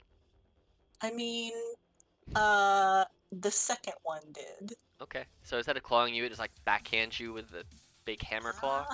And Oh. you just take 3 bludgeoning damage to the face. The second one, My he's... I'm gonna roll an insight for the second spore crab against you much to see if it's going to keep eating or if it wants to attack you. And I'm going to say it's like a DC, we'll say 13. That feels appropriate. If it does not meet the DC, it will leave you alone. If it passes the DC, no, if it fails the DC, it will attack you. If it meets or passes the DC, it will go on its way. So it's got to get a 13. All right. Here's me setting DCs in my head. This crab is going to skitter up here. And Much and Keck, you see it for a split second that it stops, and it grabbed a handful of those snacks from you, Much, and it gives one to this other crab that it met over here, and then they're going to skitter off into the woods over there. So that spore crab is out of combat. It is the Will-O-Wisp's turn, who is not very happy that you are exploding things on it. It's going to try and shock you here. Much? Does a 14 hit? Oh, you Sadly, you yes. recklessly attacked, so it Yeah. gets to 14. So that's 8 lightning damage. So they'll be down to 4. No, because you're not a totem barbarian, so you only reduce bludgeoning, piercing, and slashing. So lightning, you get the whole thing. Yeah. Well, that hurts. So 8 more, and it's just like pulsating in front of you, like a light. Keck, it is your turn. Eventually, I will do damage here. I promise. As I slide an arrow against my forearm. All right. Hey, You do hit it. does that hit? Okay, It does. so it will take 20, and I'm just gonna guess. Is it immune to poison? That is correct, sir. But it's okay, because it only had 17 HP. DM, I can't. We lost Jigen. No, you didn't. You're lying. Oh, well. See? You're lying the whole time. No, it is immune to poison, but you did enough damage to kill it anyway. It had 17. Okay. So, Uh, you should see Lilith. A arrow sticks itself into the back of this crab shell, and the crab just falls flat to the ground. I'm gonna So- just move over here so I have a little bit better, and then... Ooh, wow. Man, I am rolling like butt tonight. Ooh. Alright. Alright. Yeah. Lilith wiggles her fingers and goes, Deb, it is your turn. Okay, so we just have the one that's still here. You just got that little Will-O-Wisp that is just up there. Oh, the Will-O-Wisp. up Okay, there shocking Much. I'm gonna try and firebolt it. Alright. I think it'll be cute if I imagine it coming from the book, so the book just shoots a little pew. Alright. Nope. It hits No. it right through. 4. God damn it.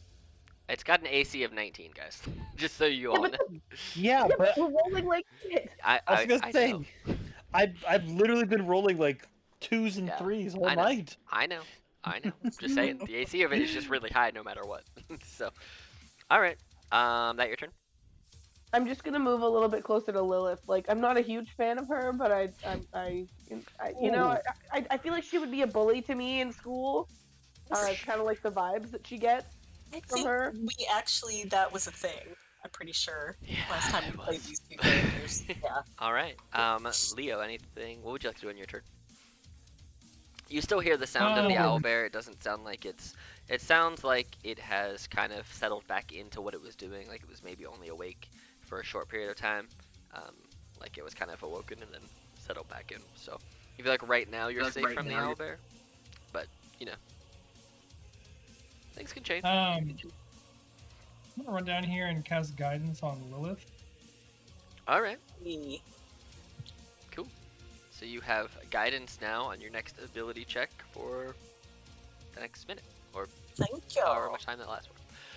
Anything And you then would do I have do? enough movement to kind of try to get behind cover for a second, or no? 15, 20. We'll say you have 5 more feet of movement, because that's about 25 feet to get from where you were to where you are. Or you have 10 more feet, because you're a wood elf. So you have 10 more feet of movement. Yeah, 35. Yep, you can move 2 Can I squares. get behind like a tree, or? We'll say that you can just kind of duck a little deeper, like right over here, into the into the tree. You're not like behind the tree, but you're more in the thick brush than you were before. So you'll get that bonus to your cover again for that +2 since you're actively trying to get behind some deeper cover. So Okay, I'm good. cool. Lilith. So I would like to point out that I've lost 13 points of health, which of course I think is pretty cool. So I look at Leo as you 13, go not by, and 11. I'm like, no, I think it's 13, isn't it? Never mind. That's math. So I look at Leo as he's going by, and I'm like, why are you touching me? You feel inspired. I feel inspired to just yet. Why are you touching me? And I'm going to take a healing potion. Oh snap! All right. Drink it. Are you using your whole action or your bonus Yep. action? Whole action. Oh my. Oh, God. if you're taking your whole action and you're drinking Yeah. a healing potion, I give you full effects on actions. Ooh. Okay. So that's what I do.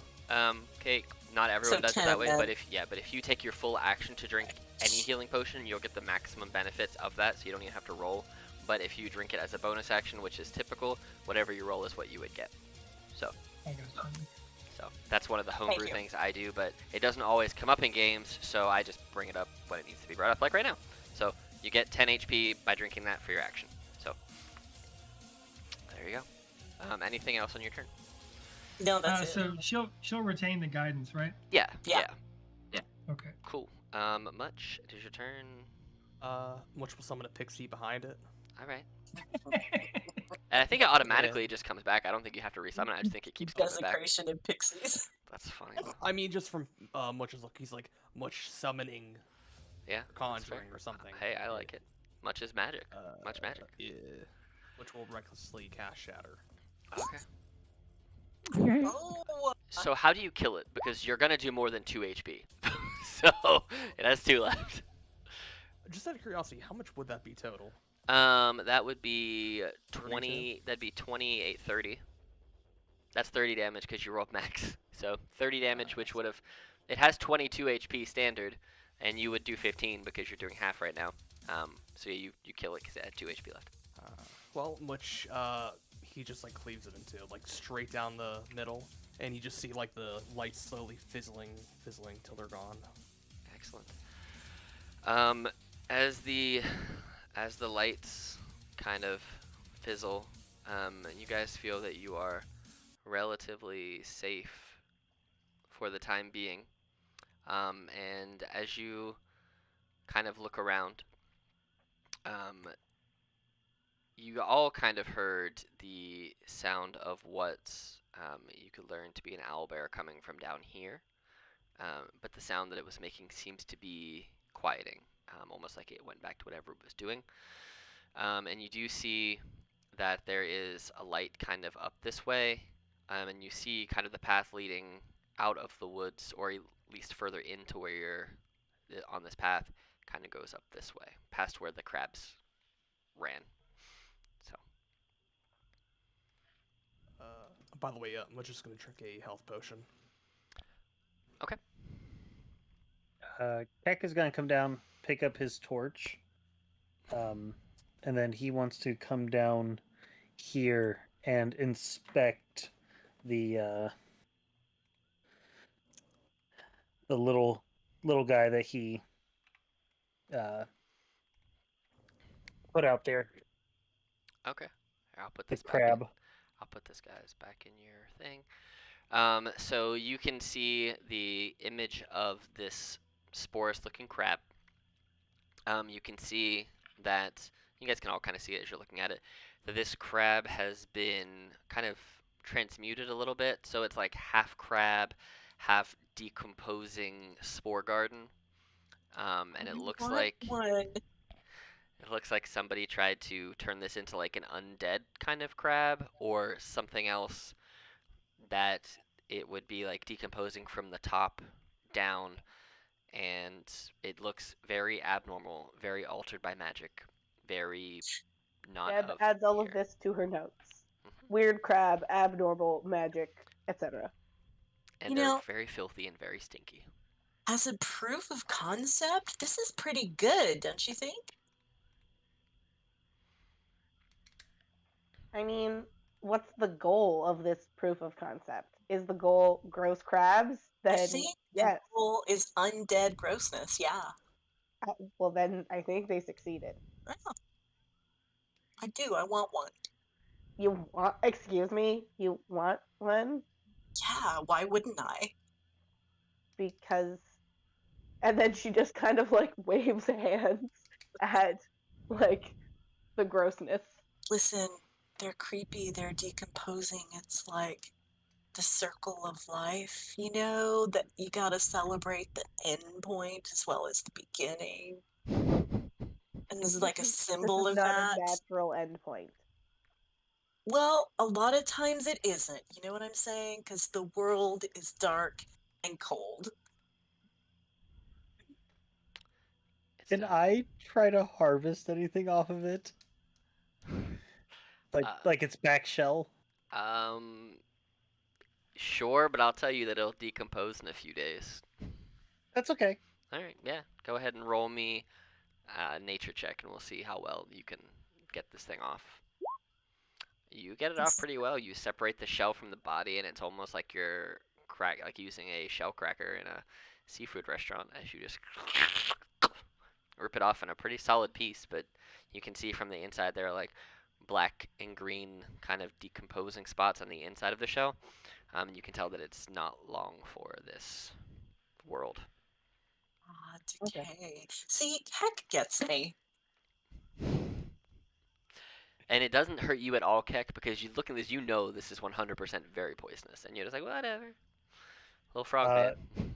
Knowing that it's not going to hurt me, I like put it on my back, so it's like I could like curl myself down and pretend to be like looking like a little crab. Metal. I'll say RP, yes, mechanically it's not going to do anything for you. But yes. That's fine. That's fine. I thought you were going to fill it with swamp water and use it as like a swamp bath, but hey, there you go. Excuse me now. I already have myself plenty of equipment to do that. Yeah, but as you guys kind of look at this and kind of take a breather for a second, it's while it was dark already coming in here, you see that it's getting darker and darker still, and night is very, very quickly approaching. You can proceed on and try to get to where you're going. Try and proceed on and take a rest. Take a rest here, or do whatever you want. What you thinking? Is this wisp not doing anything? It's Like, just is this it's still... just kind of floating around every now and again. You'll see it move to here, and then it'll move to here. It's just kind of floating around the woods. Okay. Just and this one up here is just kind of doing the same thing. It's living its life, just kind of floating around the woods. Oh, I didn't even know there's a second one. Yeah, there was. Yep.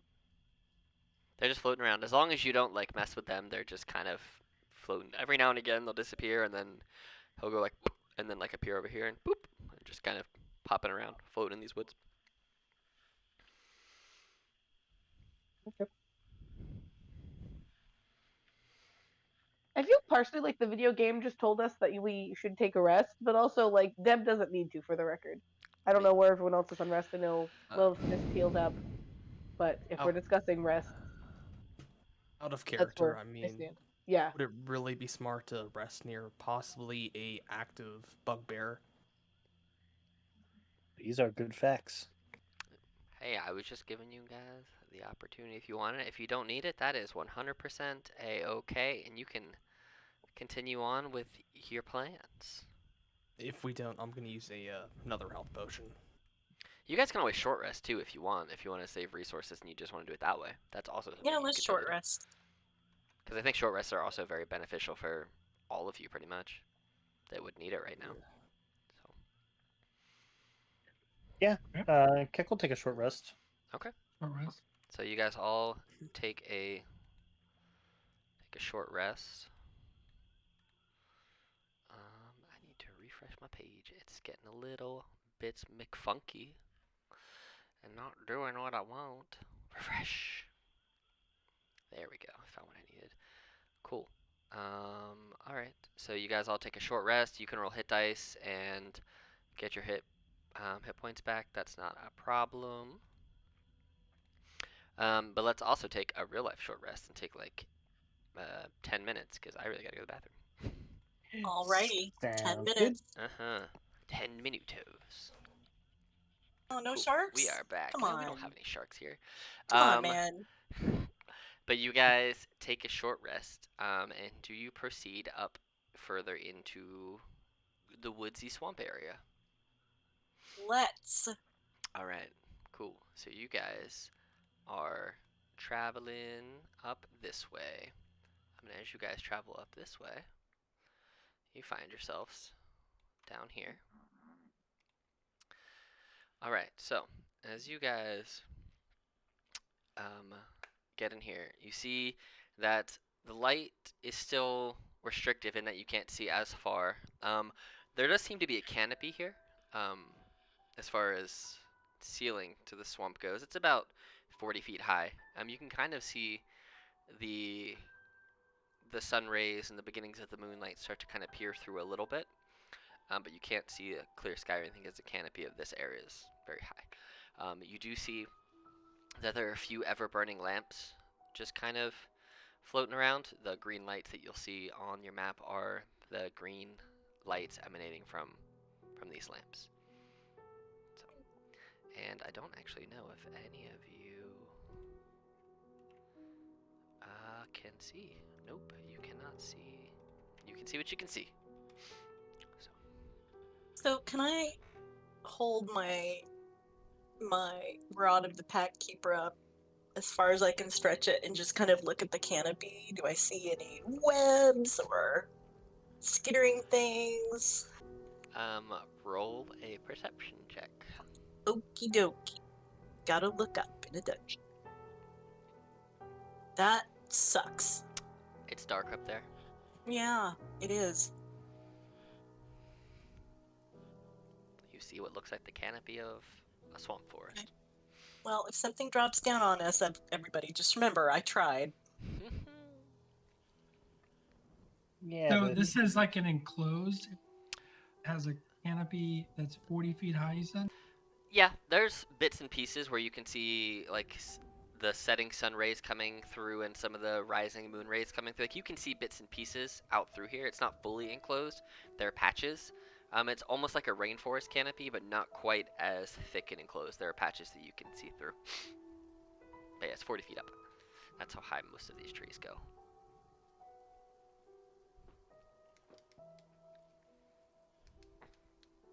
Can I toss produce flame forward? Yeah, sure. You trying to throw it 60 feet? It'll go, I think, pretty much anywhere that you could throw it right now. Because it only goes 60 feet. Pretty much anywhere that you can throw it. I was gonna throw it towards the canopy. Oh, you're gonna throw it up. Yeah, you can throw it straight up and roll a. Well, it doesn't. It doesn't. I don't want it to go above us, so we don't get hit by it. I want to kind of go. I can't really click. I don't know what's going on here. So you want to. You want to throw it up, try and not catch the canopy on fire, and not have it fall back down and hit you guys. Yeah, just somewhere else so we can kind of maybe gleam a little around us, maybe. Just throw it straight up. We can all scatter. So, because of the size of Produce Flame, because it's basically only like a baseball size, anywhere that you would throw that it would land, the green patches of light that you can see, you would maybe see in between those at best. And it's swampy water with, there is some path between some of the lights, but it's not going to give you as much light as like throwing up a flare. It's not that bright. It's just like a little baseball light. But you can see as it kind of comes down, there is a light right here, obviously, and that going this way, you can kind of look around this tree some. There's some broken path up here. There's some broken path down this way. Kind of broken path to go over here, over here. So.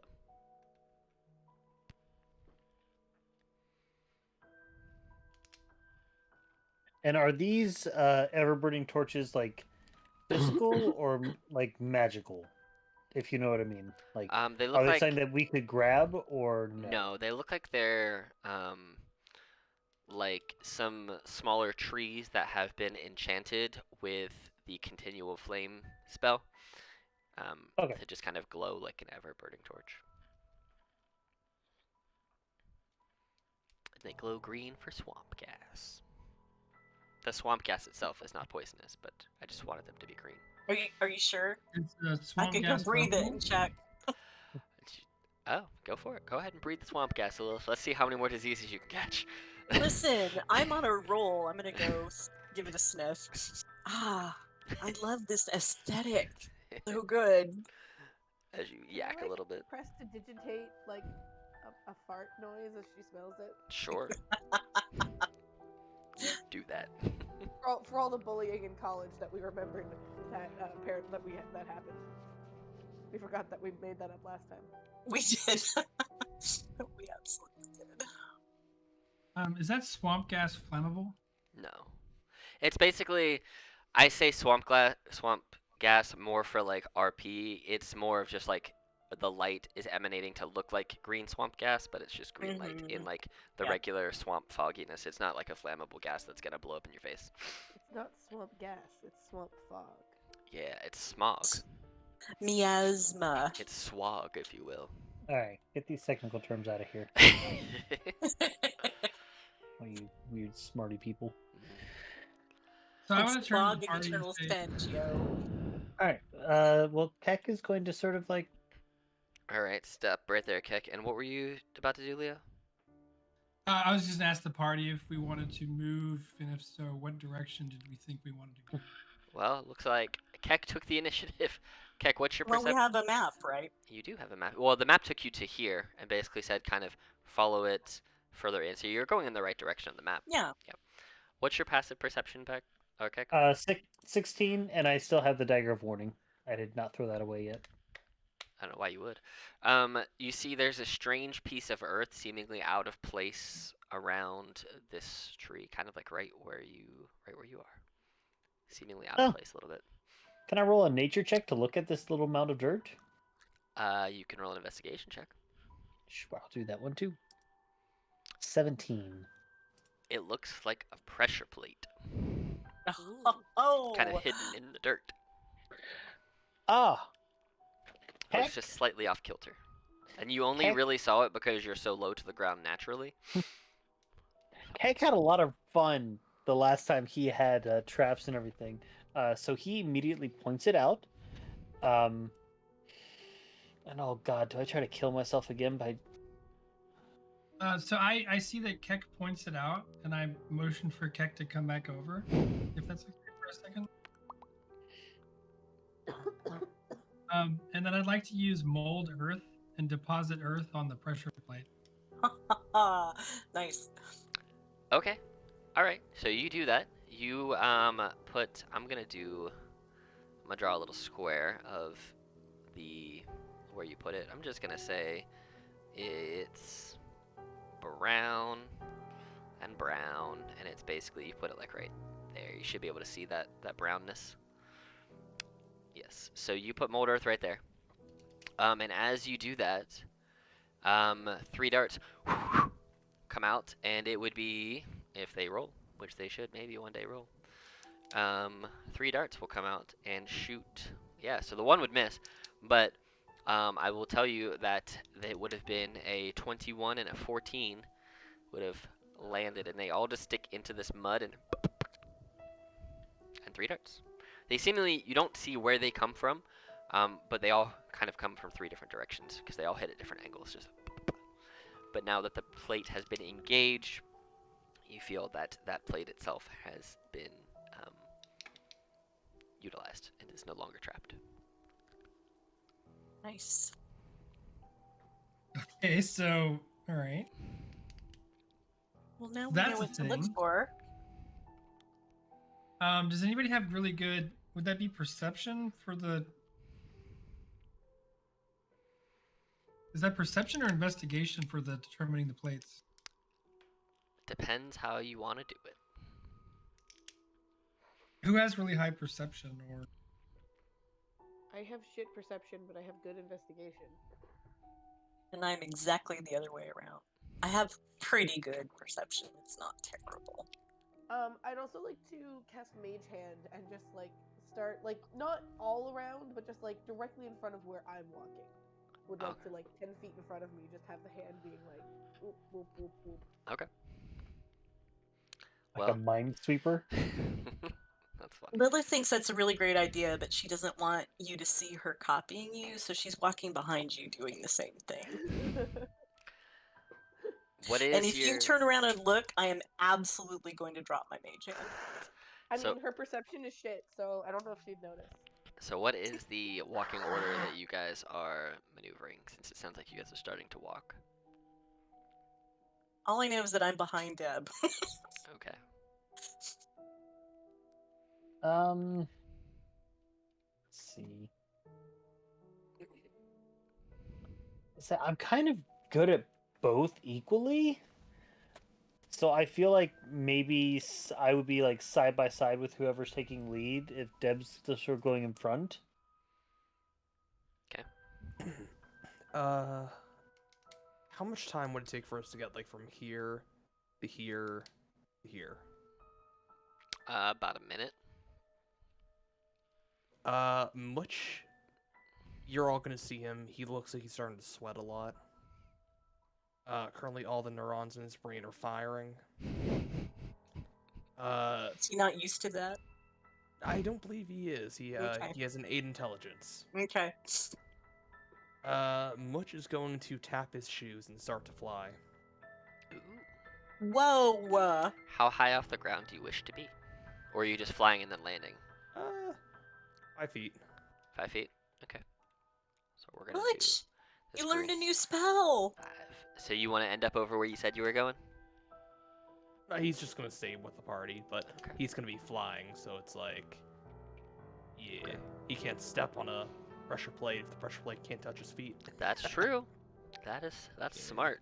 That's big brain But moves right there. you can't run into a tripwire though. It's true. If the tripwire is at neck level, then you have a whole nother problem. Worse. I don't think that's a tripwire. I think that's a garrote wire at that point. And Mm-hmm. That's a what are they're not chokeholds, what are they called? Freaking laundry lines? Yeah. Oh, right. Clothesline? Clothesline. Clothesline, that's the word I was looking for. Just walking, oh god, towels! who put these sheets here? My jeans! Alright, so it sounds like it's Keck and Deb up front, with Much kind of there, and Lilith kind of there, and Leo, I'm assuming you're kind of in this Maybe. group-ish? Alright, I'm cool. gonna let a space in between us there. Yeah. Alright, so you guys basically make it up to right here. You can see the molten earth that's covering the plate right there. It's basically like just a pile of dirt.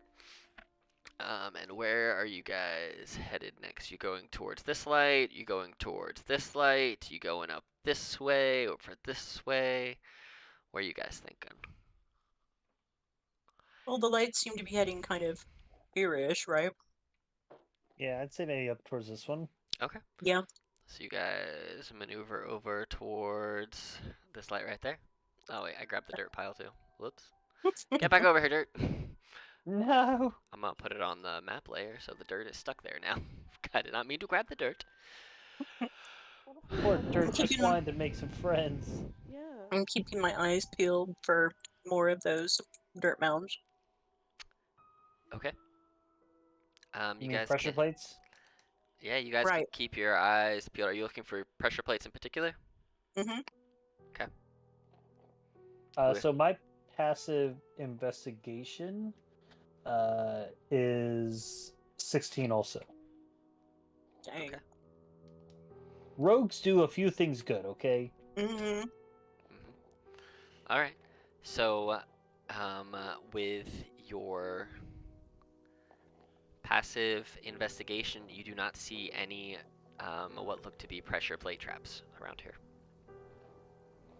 Okay. Keep going. Yeah, probably keep going. Yeah. Is this a body Uh, right here? Do we see this body? That's not a buy. That's just on the map. It's not something I okay. put there. It's just part of the map that I can't get rid of. I will say though, as you Move guys, this way? yeah, you want to Sorry, move over that go way? ahead. No, you're good. You guys, I moved you guys all the tokens to get there, so you guys move yourself where you want to be. So I'm not forcing you places you don't want to be. Because you told me you were going there, so now you guys move where you want to go. Because you're all in the same general spot now. So move wherever you want to go. I will say, those of you who are getting up towards here, you can see like a sliver of light from this way. You can barely see it, but there's like a sliver. Okay. So, I'm liking moving from torch to torch. okay. Yeah, Keck would be coming down here also. And I then guess I start. would send my book like ahead of me over to the torch before I get there. Okay. Yeah. Guess your book is alive too. It's awakened. Yeah. I feel like it should have a name, but I feel like its name would just be book. So Bread. Can the torches be pulled out of the ground? No, they are trees that are firmly in there. They are like young, larger than saplings. They're about 4 feet to 5 feet tall, and it looks like they've been enchanted with the ever-burning flame or the continual flame spell at the top of them. So they're still growing. The flame doesn't seem to be doing any damage to them, but they are firmly grown into the swamp. Leo, what's your passive perception? +6. Your perception's 16. +6, so 16. Cool. As you step right there, you see it coming. Roll me a dex saving throw, please.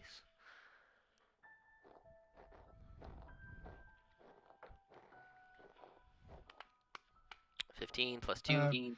Cool. +2. Yeah. You feel as you step right there, you feel the ground get a little bit soft, like your boot is starting to sink, and you step back. I felt like your foot was going a little lower than normal, because you're on, for all points and purposes, you're on like ground. You're not walking through like deep water. It's like maybe like 2-inch deep water, so you're walking on like effectively ground. And as you stepped there, it felt like your foot was starting to sink.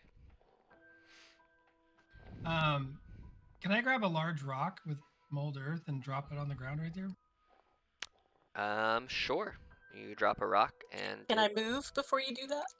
Oh yeah, Well, sorry. the rock's Okay, only cool, like it's thanks. like a 1 square rock, so you'd be okay. It's not like a Well, 30-foot depends boulder. on what it does, doesn't it? Mhm. The rock falls down into a dark hole. Ooh. Ooh, neat. Can I throw produce flame down the hole and see peer Dark, over and it's see a how far dark down it goes? hole with some sticks that's about 20 foot down. Oh boy. Well, just for the sake of cleanliness, can I dump earth inside the hole? You would have to spend, because it's like 20 foot tall, wide, 20 foot tall, deep, and wide. Yeah, so you'd have to spend quite some time filling this hole. It would take a solid few minutes. I mean, you guys can avoid the hole now since you know it's there. Let me see if I can find it. No, that's the wrong one. It's somewhere in here. If it'll let me grab it. It's not gonna let me grab it. Oh, there it is. Ta-da. Or maybe I could just like dump enough Bam, earth in there you there go. to like cover up the spike, I guess. Oh, so it's that whole block? Yep. So that somebody else can fall into it. Respect. Don't, don't go in the hole much. Much is flying. Much is fine. Much has got his fly boots on. Can Much fly into the hole, see if there's anything in there? Yeah, are you slowly floating down, or are you flying down with pace? Which is not that dumb. He might be Much, but he's At the bottom, you find there are spikes with like black tips on them. Are there like any bodies or any loot or anything? There is a corpse down here, but it just seems to be bones at this point. So I guess can it's we more of a check skeleton. Check or investigation, see if maybe there's anything left. You can see without even any of those checks, there's nothing left on this person. There's like there's some bones and some raggedy cloth, but they didn't seem to be carrying anything of value or anything at all. They got caught in the trap. Take the skull. Sure. It has a hole in it. Can Much take one bone? Hmm? He will put the skull on top of the bone. Oh my god. Okay. As he floats up, you'll see the skull peek up before anything else. Nice. Just a floating skull. But yeah, there's a hole in the top of it where the head hit a spike and the spike went right through the head. So they did not live very long. I will tell you that if you fell down there, you would take 2d6 falling, 2d10 piercing, and 4d10 poison if you failed a con save. Oh, hey, let me just jump in there. What's another couple of con saves amongst friends, right? You know. Which would stop you. Oh, That's okay. You don't fine. have enough health potions. Have enough health potions. So I I have looked a at the couple party. more. I looked at the party and I say, "Is there any way we could get a couple of mage hands to kind of walk around that area for a second?" Oh, I can do that. And I don't remember Sure. if it's a mage hand or a different mage hand, but like conjures a mage hand and sends it down. Let me just pull one up right now. I mean, if not, I can just throw dirt everywhere and we can. Oh, we I just got throw- it. What are you trying to accomplish with the mage hands? Feeling stuff out. Oh, the only weak part of the land right there is the 4 squares where the trap is. So you can walk around it. You won't fall in, unless someone pushes you in. Step over Promises, here before promises. someone decides to push me in. Hey, if y'all push each other in, that's on you, not on me. I will take Okay, no we don't- blame. I don't So have did anybody reason to notice- hate you. Anybody notice this area up here? I can't click. I don't know why. You just press and click, and it should go for you. Anybody notice this area up here? That's which way we're heading, isn't it? You guys can see you saw a sliver of light coming from there as you Mhm. as you were over by this lamp before. Keck, you see a sliver of light as you get closer, coming out of what looks to be something. You're not quite sure. Light. Hey, you know what I ahead. can do? Light. Let me just keep patting in front of me with my mage hand so that we can see if there's anything in the way. Well, can I throw a produce flame like right here? It just looks like the same swampland that you've been seeing. Basically, it looks like there's no light in there, and throwing the produce flame in there, it looks like there's more of a path. There's maybe some wooden steps kind of leading further to somewhere, but there's nothing. That doesn't make enough light for you to make out anything. 'Cause as soon as you release it and it hits, it disappears.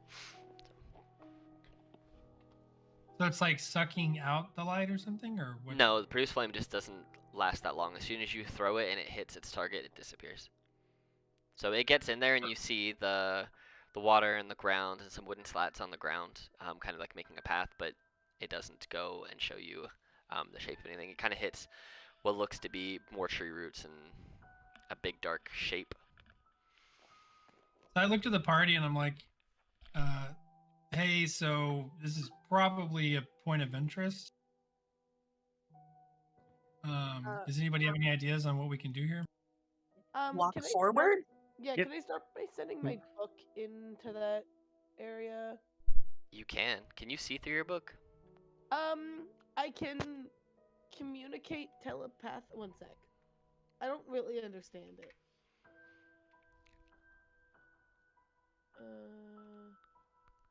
It says that it can telepathically share with you what it sees and hears. So no, I can't like see through it, but it can tell me what's over there. Okay. Where's your little book token at? Oh, it's over here. I found it. Cool. That's pretty cool. I don't know if you can see through it or not, but basically it gets up there and it tells you there's a door. Oh, guys, there's a door.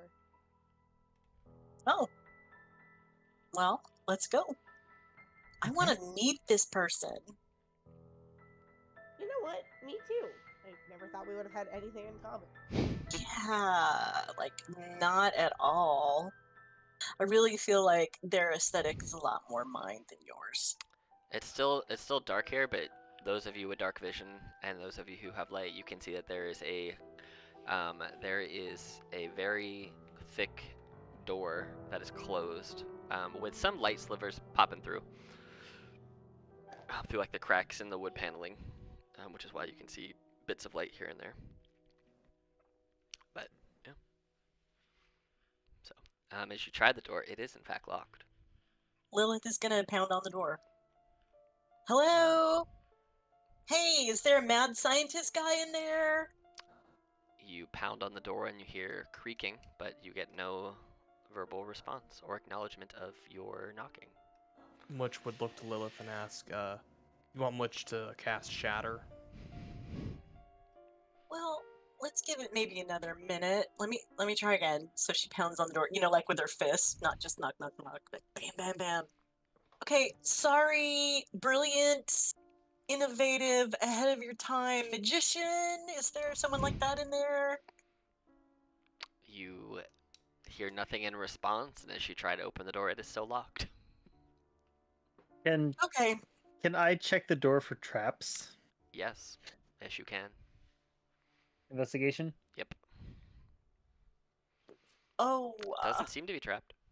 Cool. All right. Can I try to pick the lock? Yeah, roll me a lock picking check. Cool.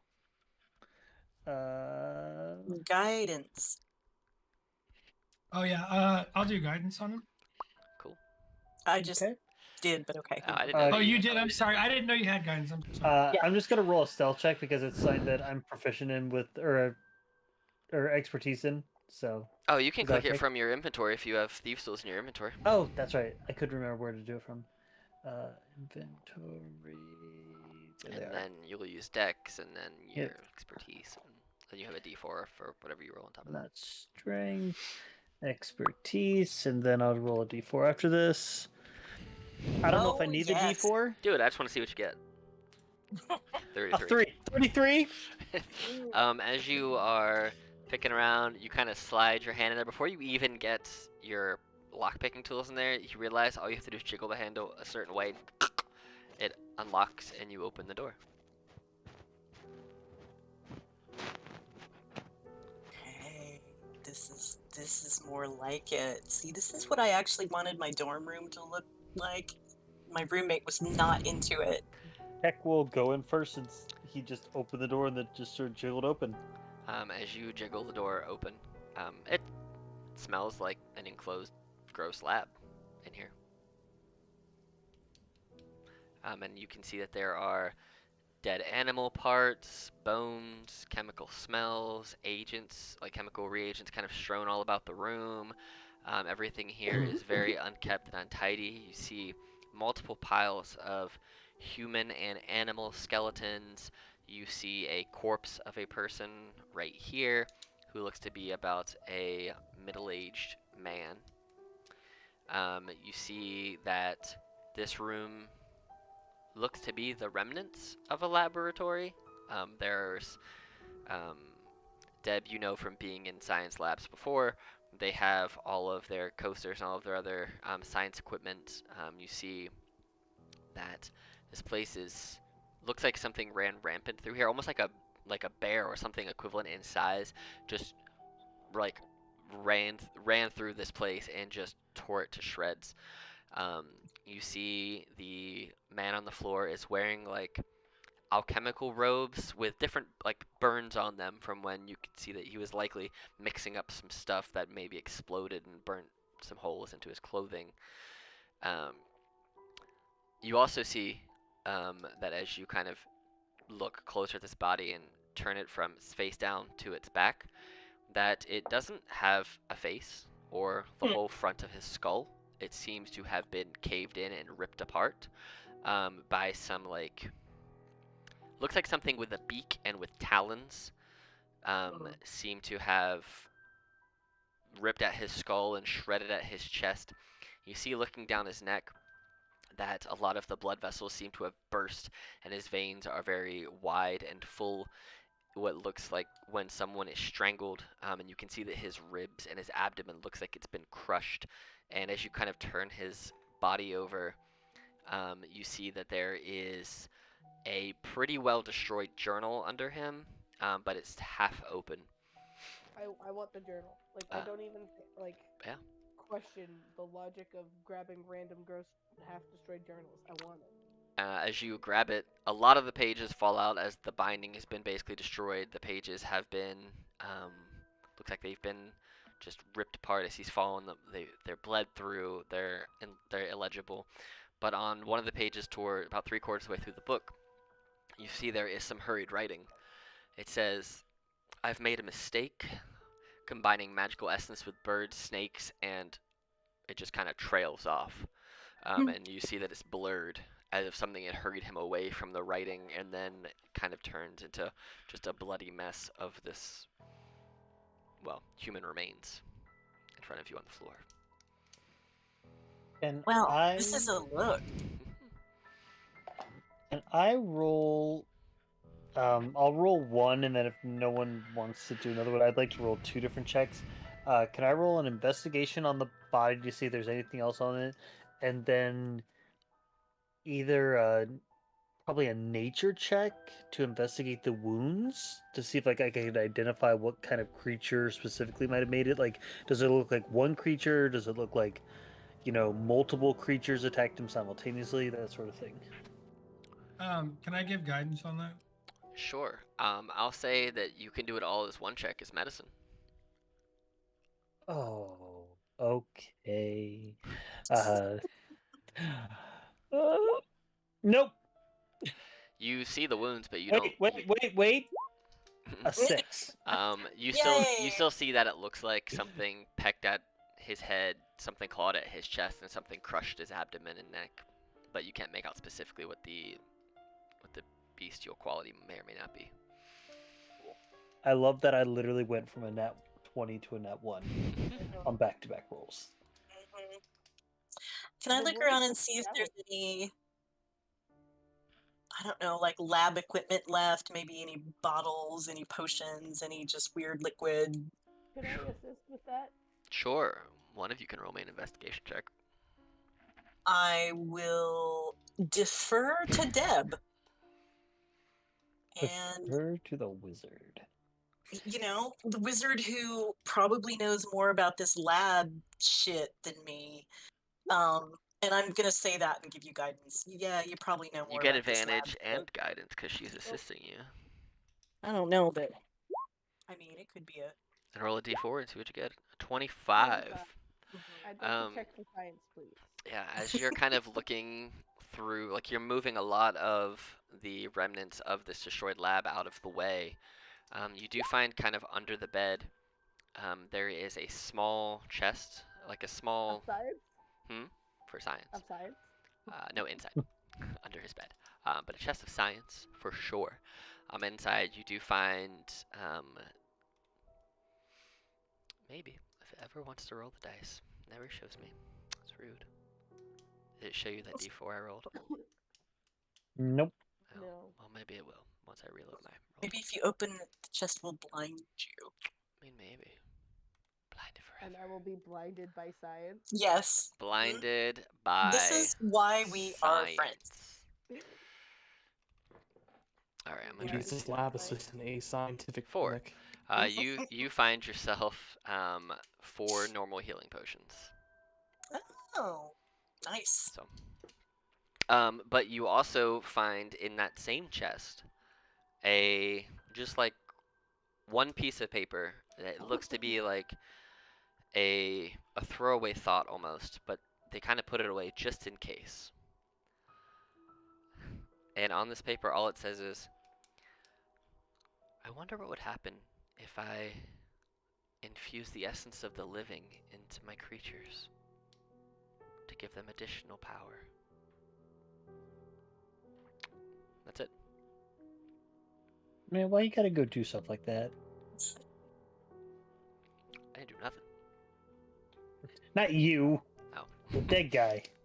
Well, he's dead now, so I don't know. You guys get him. He's dead. Anyone could Deb, speak Lilith with dead? just takes a minute and sits down and just like copies that into her journal Deb's and gonna draws take like a at little least skull at the beginning and end of the sentence. Was that dead? You're Can what? It's just gonna take one of the healing potions and then like kind of want a second one, but hold the other ones out. Okay. At least 2, if not 3 out, if anyone wants to claim them. Okay. There are 3 healing potions out for grabs. I've got a couple in my Uh, inventory still, so somebody else take them.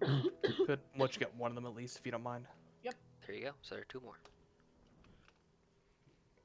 Okay, so if no one jumps at the other one, she's gonna take 2, and then, Also, Much would ask if you want him to look for magic. Oh yeah, Much can do Lilith that. just goes, yes, while she's writing in her journal. Much would like to activate magic awareness. All right. You obviously notice all of the magical items on you and on your compatriots here. Your feet are glowing like they're on fire. Let me see how big 60 feet around you is, because That's gonna be pretty good sized. wham, that's not much. Someone's out here blowing noses. It's Deb. So in all of that, I'll say that you probably walk around the inside enough that you can get to, like, if you just stay inside, you get to here. You obviously, like I said, you feel all the magic items on you and everyone around you. You feel It's okay. It's all the spores in this lab. Yeah. There are a couple magical light sources in here which look similar to the ones outside, but these ones aren't quite as bright. They're more of like inner, like a low yellow. You feel the magic lights that you passed outside, the two closest to this this hut. They're just like green specks off at the edge of your range. And you also feel, just for a second, something here, but then it kind of moves, and it's out of your range now. Which would say to the party, which sense powerful magic, and then point that way. And as you point, you feel your magic awareness wears off, because it only lasts for like a few seconds. So it's just like quick, you feel it, and then it's gone. So. Oh, hey, cool. You do. I'm gonna go peer out the door. From there, you cannot I've got my- see as far. Okay. Yeah, because you can see Yeah. from when you guys walked in, you know from passing it that basically all around this place is like a swamp fence that he built, like a big old swamp wall. So that's why you couldn't see past it, because it's like a really tall, it's like a 25 feet like surrounding wall, but the only way in was this little path right here. It was wide enough that you could walk through no problem, but it's just so the now dead person in here has like the one line of sight out of his place. So. You also Is see Mitch just being in seeing the magic torches? the magic torches, and then there was something further at the end that he noticed for a second. But you also see Okay. above you, as you guys kind of take some more time in this house, there's a giant hole in the roof, like something exploded out of it. Oh. Guys, there's a hole in the roof. Oh. Could Much fly up or Much would ask if anyone wants to look up the top of the roof. I absolutely do. Are you offering uppies? Much is for anybody who wants it. Yes. How high up is it? The roof, it's like 15 feet. Okay. Heck will, if you're going to fly up there, he won't fly up with you, because he first off can't fly, but also because he knows that you are not wearing any sort of protection. But he would jump up, since he has a 15-foot vertical. You guys jump up, and you can see more of the swamp that you just walked through, the whole area that you just walked through. And as you guys are up there, go ahead, and those of you who are up there, roll me a perception check. Yeesh. And then one for Much, too. Much sees the Thank- world. Thank goodness.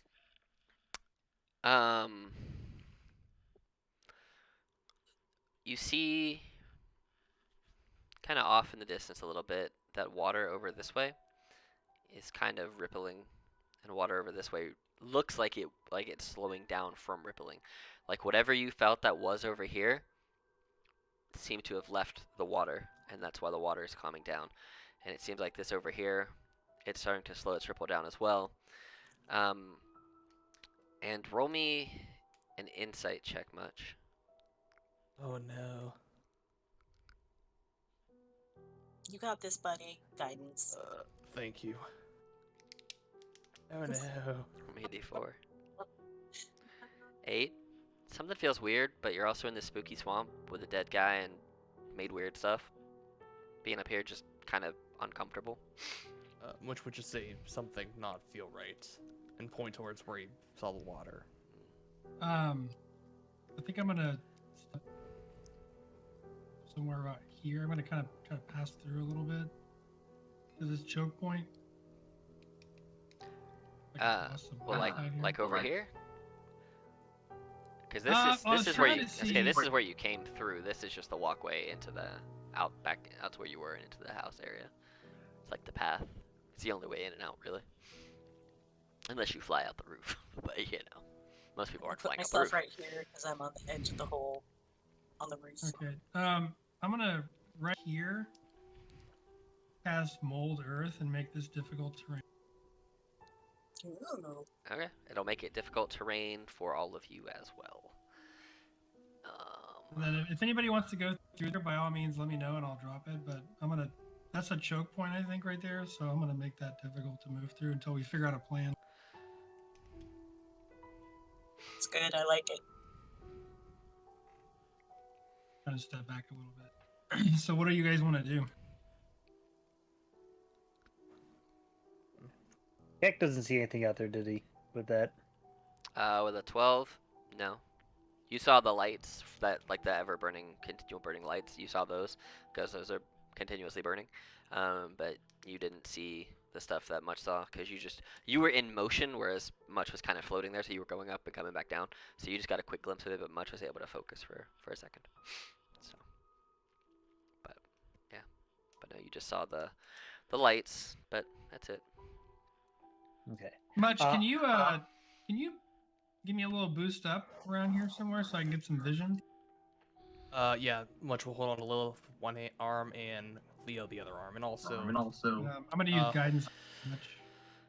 Or wait, I'm gonna use guidance on myself. Sorry. Okay.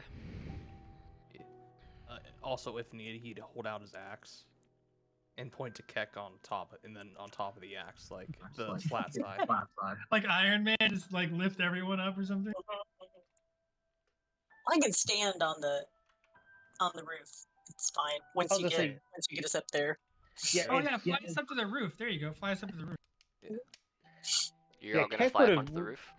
Heck would have jumped Heck up would've and jumped up. landed on top of the roof, like if he could have, like pulled himself up onto it. So. Okay. Yeah, can I stand on top of the roof in an area which has clear, I guess, support beams on it so that I don't fall through it? I will tell Then- you, there is no way you can tell what is supportable and what is not supportable until you put your weight on the roof, because it was blasted out from the inside, and so you can't tell what if that roof is going to support you and what is not going to support you until you put your whole weight on that roof. All right, then I'll just fly up with Much holding me up for a second. Okay. Yeah. Which would bring everybody up who wants to. The flying taxi service. I don't know how to Actually, do Much that just without fly us watching around for the rest of the campaign. Like really. Like, All of us stacked on each other like acrobats. Just, like the inverted pyramid with Lich at the bottom. I guess Deb would go if everyone else was going, but she would not be the first person to go up there. But if Okay. everyone else went up, And what are you guys doing up on this area? I want to make I'm assuming a perception for, I don't know, visibility, and maybe throw down some produce flames in some various areas and try to see if we can see what's maybe rippling or get some eyeballs on something, shapes moving, anything like that. Go ahead and roll me a perception check. Let's see what happens.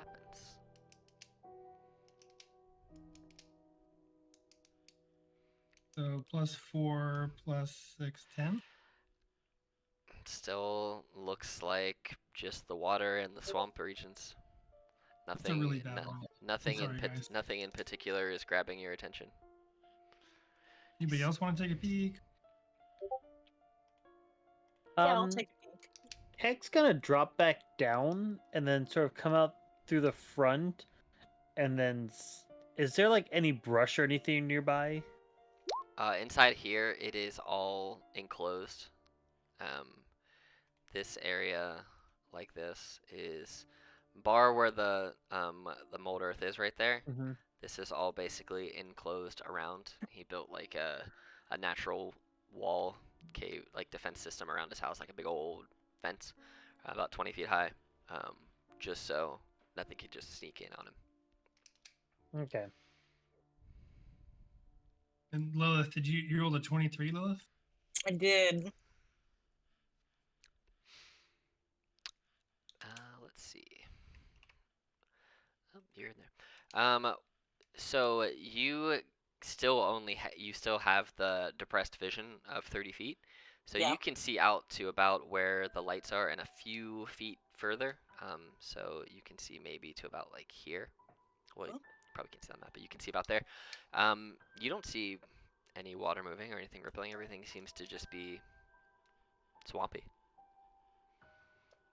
So I say in a normal tone of voice, I just turn to everybody and I go, I don't see anything.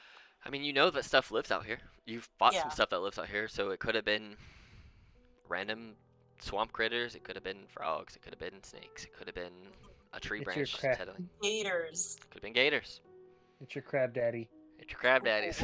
Could have been those. But roll me an insight check. Oof.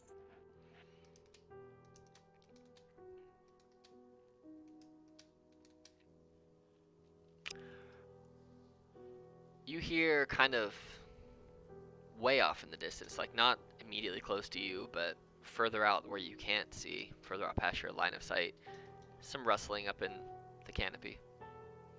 In the canopy. Mhm. Great. Hey, I think there's something up in the trees, though.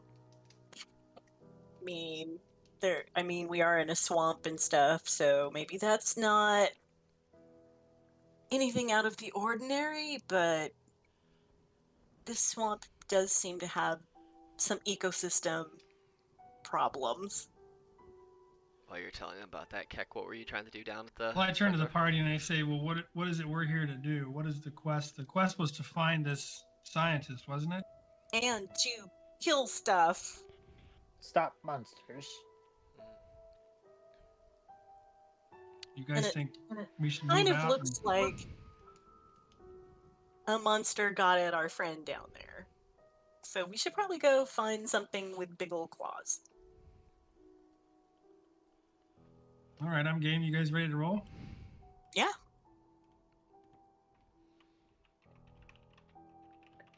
Keck is still down below. Yeah, what are you doing down there? So Keck is going to probably foolishly, he's gonna poke his head out, and I know that this is difficult terrain. You can I hop also, over it. It's only like a 5-foot yeah. cube. But I'm gonna hop over and then, like, try to find. I know there's that pit there. Is there any like trees or bushes, or is this all just sort of like low swampy marshland? Like, is this like a bush over here that I could try to hide in? The stuff that looks like bushes are bushes. The stuff that look Okay. like big trees are big ass trees. But all around here, like you can see kind of surrounding this area, this is almost like a pocket in this swamp. And all around it is like like the trees that go 40 feet up in the air, creating that big canopy. But there are some that aren't quite that high, like the ones that you can see the tops of on this map.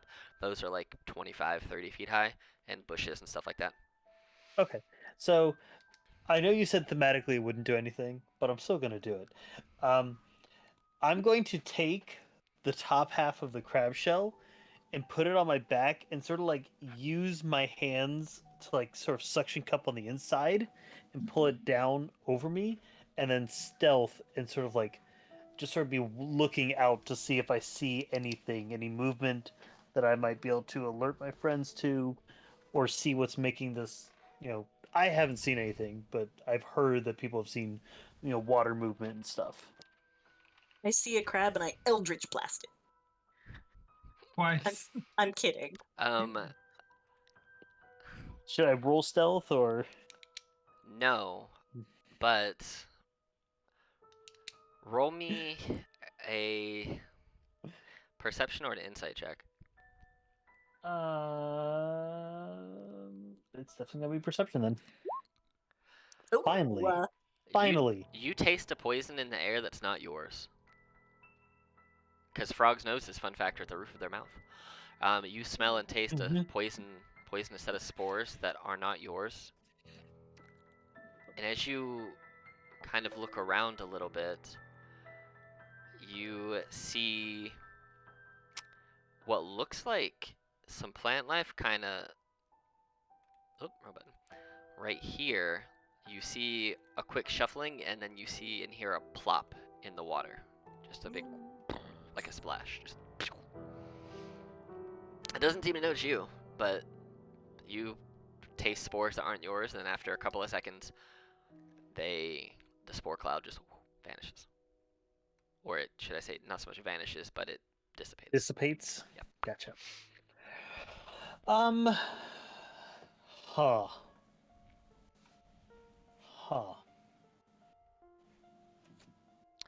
But then you hear the splash come from over here. And then you hear it, and you can notice it this time over here, and you guys who are floating up in the air also notice that there is a couple of splashes occurring near this light that's over here.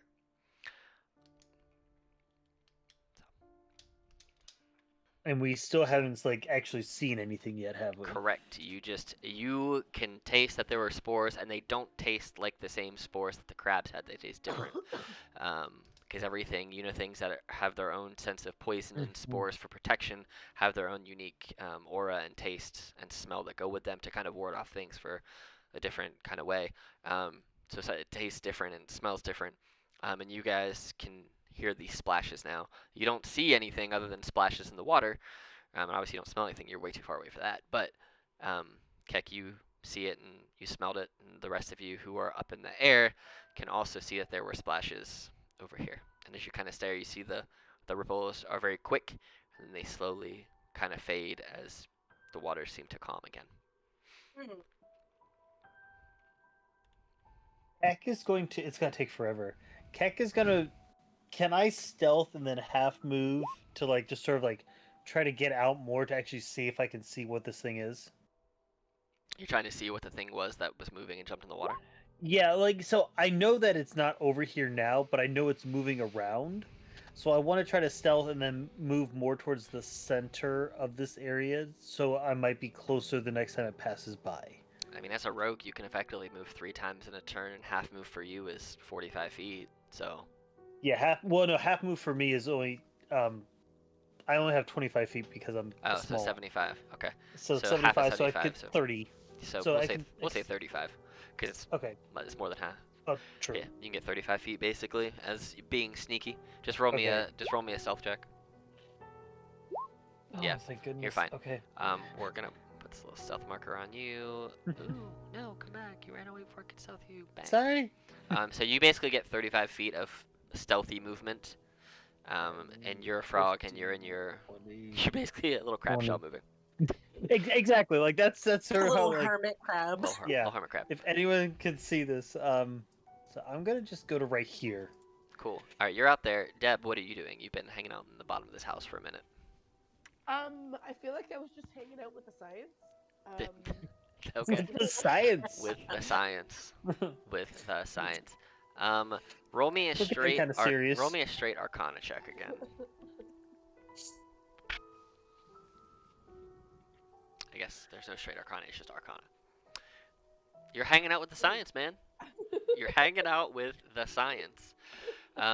So let me ask you this, Leo, are you down on the ground away from the flying party, or are you up with the flying party? No, I'm down near the entrance to the gate right now. Okay. They saw the splashes because they were up there. You didn't see them from that angle, just because I don't think that angle... from where you were a minute ago when you were like right here, you could maybe hear them, but you wouldn't be able to see them per se, because by the time you would have gotten over here, the splashes would have dissipated. But you hear splashes in the water. It's not like they were super quiet splashes, so you could have the same kind of thought processes. Like, it could have been one of the crab things that you fought, or it could just be another piece of living creatures that are in this swamp region. But yes, so that is what you saw through that little gap too, or heard, should I say. I want to go back to the party and yeah, what do you guys want to do? What do you want to do here? They are up in the air still. Pretty high up there. They're hanging up in the shout, Yep. I'll shout up at them. What do you guys want to do? they're up there, and Deb's hanging out with the science. All right, you guys hear? To be fair, I'm not floating. To be fair, I'm standing on the roof. Just standing on the roof, huh? Yep. All right. If you're standing just on the roof, not being Yep. held anymore, roll me a straight D20 luck check. Yep. Let's see if I can get sepsis from hitting a nail on my way down, y'all. I kind of hope you do. I know, so do I. Get the trifecta of diseases. 15. That's pretty Uh-huh. good. Rabies. You're Let's go for rabies also. you're standing up there, and 43. Yeah, you catch a couple splinters, but nothing bad. You hear some creaks Oh, and some sorry. cracks, but nothing starts to give under your weight. You're good. Now you feel like if Much stood on here with you, you would go down and Much would still be floating. But Mhm. but yeah, you're hanging out. Much is kind of floating. You're standing there. You can feel it it's kind of bending, but it's not breaking. Mhm. It's because I'm wispy and consumptive. Right. But yes, you hear Deb downstairs hanging out and messing with the science, and Uh-huh. you saw this. You see the ripples kind of fading. You heard the splashes, and then you hear Leo call up to you guys. What's the plan, and what do you want to do? Well, I think we need to go find that owl bear we sort of heard, I guess, and see what's making the splashing. I mean, it could just be turtles or frogs or something. No offense. You get nothing back. I can also speak with animals as well, so maybe we try that approach with honey instead of vinegar next time. According to my research, speak with animals doesn't always work on owlbears because they're not always animals, but I mean, you can always try. There you go. Wizards being wizards. Maybe you could, yes. Maybe you could speak to some animals and see if they've seen anything that they would Yeah, that's a good idea. consider weird as much as we would consider weird. We step outside here. Do I see any animals that I might be able to speak with? You do not. What are you guys gonna do? You want to sit in the house, or you want to get moving? I mean, there's lots of cool science in here, so I'm good to stay here for a while. But if we have to get moving, then I guess I will. Look, nerd, that's not what we're supposed to be doing. Rude. Yeah, well. Don't design nerdy games then, nerd. Fair.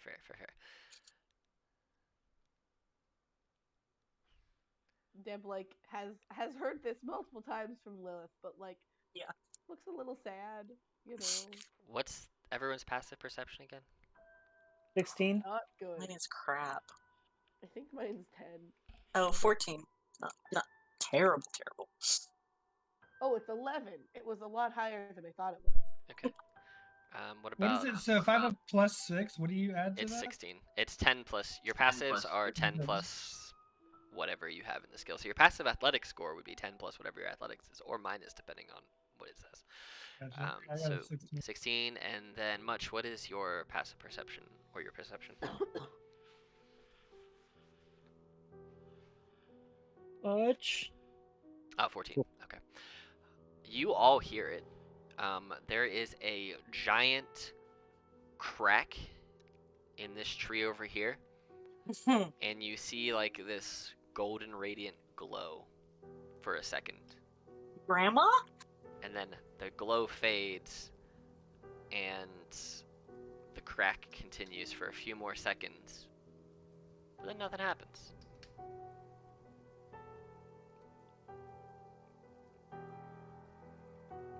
I think we're gonna have to leave the shack. Yeah, I feel like we need to go that way. And she We'll like, that out. X gonna go 5, 10, 15, 20. You taste the poison again. You taste it in the water. Interesting. 25, and I stop there. You still taste it, but it's a little faint. Are you able to draw where you tasted the poison kick? he doesn't know specifically because it's in the water, so it's dispersing around. Yeah. He's Okay, so also stealthed, and I don't think anyone's got a True. passive of 24. No one was able to see you when you hid. So no You're one super small. knows where I am. Yep. So Which is Lilith why- is going to stretch out her arm to Much and go, down, please. Much would bring her back down. And Much would then just fly out the door. Yeah. and then Leo removes the difficult terrain. Just wondering, but can Much do a perception check to try to see if he can find Keck? You absolutely can. It's very hard because he rolled very well and he's very small. Ah. Good roll, but That's a great roll. Yeah, you don't see him. You see where you think he should be.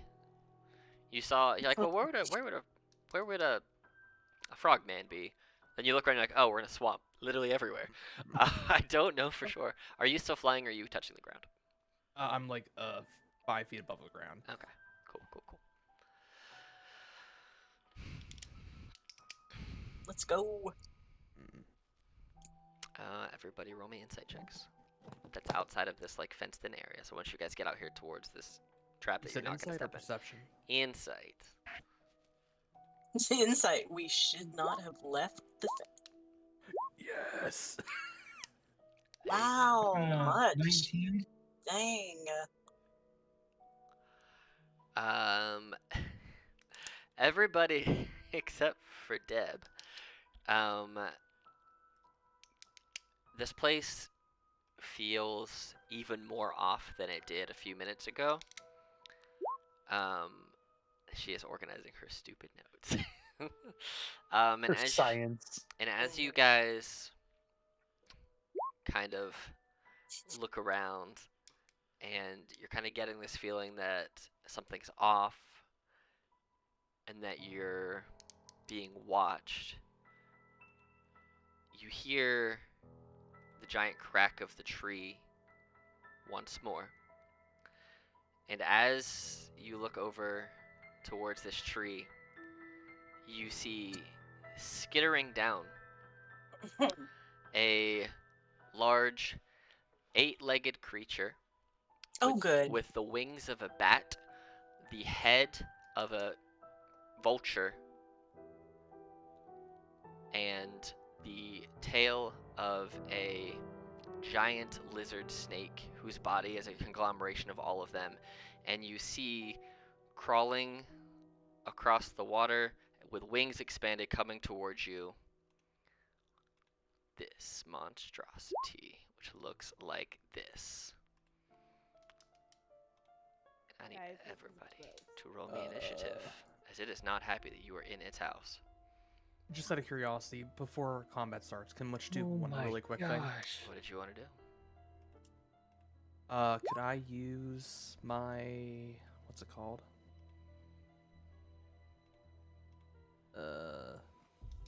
Wait, no. Can I use bolstering magic really quick? I'll say yes, but since we're going into initiative, because it normally takes an action to use, right?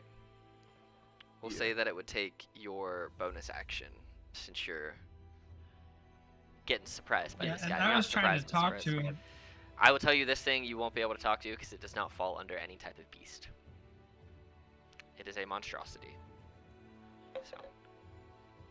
So you were aware.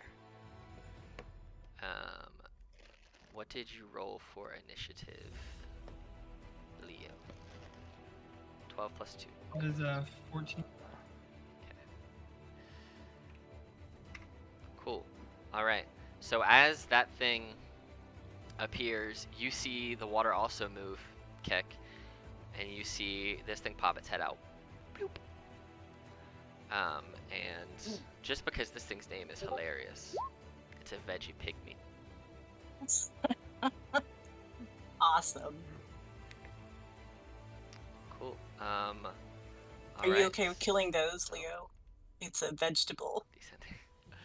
Yeah, if it's a vegetable, it's fine. Cool. would you? Which way is the veggie pygmy facing?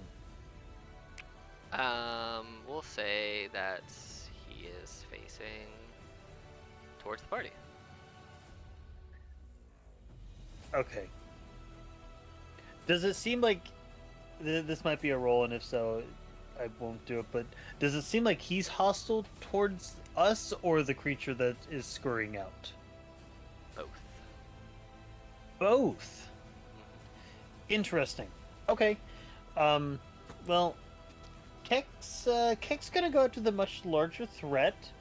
So I'm going to take a shot at that creature. Okay. Did you say you were moving towards it or taking a shot at it? Taking a shot. He is taking a shot from being hidden because this thing does not have the passive perception to beat your hide. So you can do this at advantage since you are effectively hidden, but doing this will also break you out of advantage, out of stealth. Yeah. So you know how Yep. it goes. 23 does 23? hit. It does hit. Cool. And your advantage, so you get sneak attack. Okay. I did draw the arrow against my skin just to see. Okay. So that will be 20 damage. Should I roll? Nope. No. Okay. And That's what I figured. as soon as you shoot it, you see that it turns towards you, and it opens its mouth and like lets out this scream, like this big old caw, like a vulture caw, and you see that in the back of its throat is like this glowing, radiant orb. But yeah, you shoot it for 20 damage, and it sees where that Okay. came from. I'm going to basically like dive into the water. Is it deep enough that I could be fully submerged or no? We'll say yeah, because those guys are medium creatures and they're bigger than you, and they were underwater, so it's like 8 to 10 feet deep.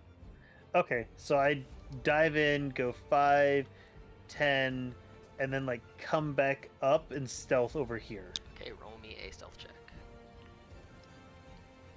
Okay. Oh, I will say, because their passive is higher than what you just rolled, that's fine.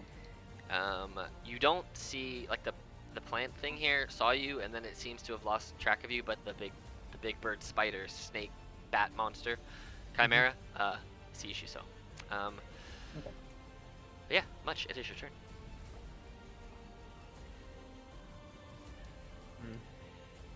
What would you like to do? Well, I guess then, Much is gonna first of all give himself a wee bit of magic. Ooh, spicy. Okay. Get that D3. Giving yourself a D3. I like it. Yep. Cool, so we'll say, like I said, that was your bonus action for this time around. Yeah. And I guess he's gonna throw a javelin at this dude. Okay, Since he only wants to go in there when he's raging, and that used up his bonus action. absolutely.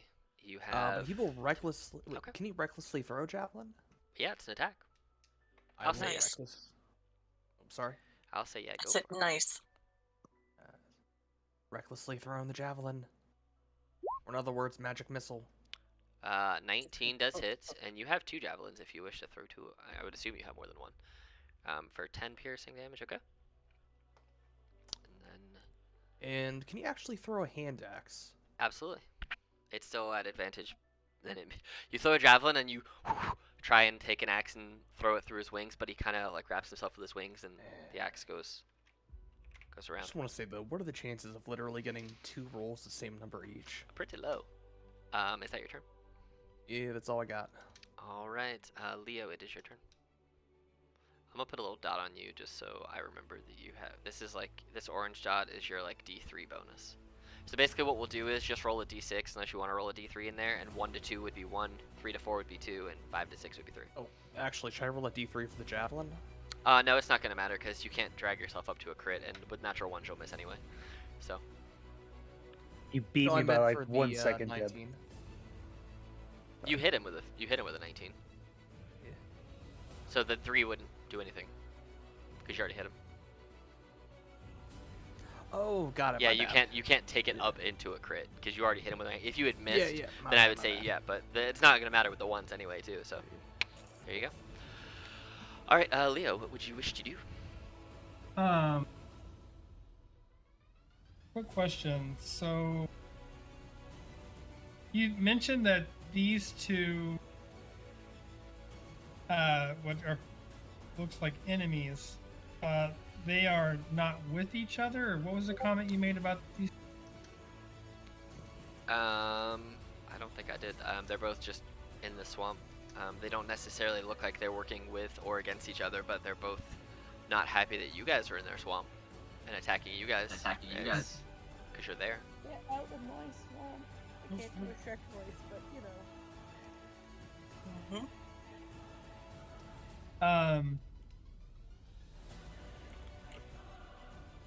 So I think what we want to do to start off with is probably do. Let's go ahead and throw it down.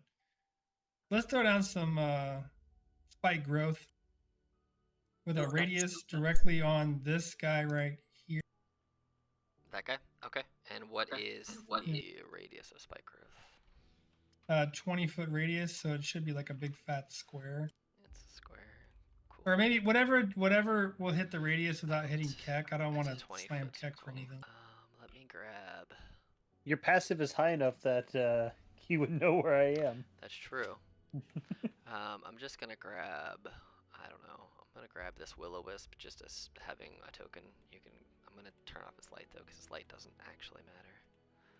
Vision. I'm looking for like maximum Yeah, I'm getting you. possible area without affecting the party. Right now, 1 second. Bam. So the way spike growth works is, so everyone casts the spell, so everyone can see you when you cast the spell, so they all know that it is spike growth there.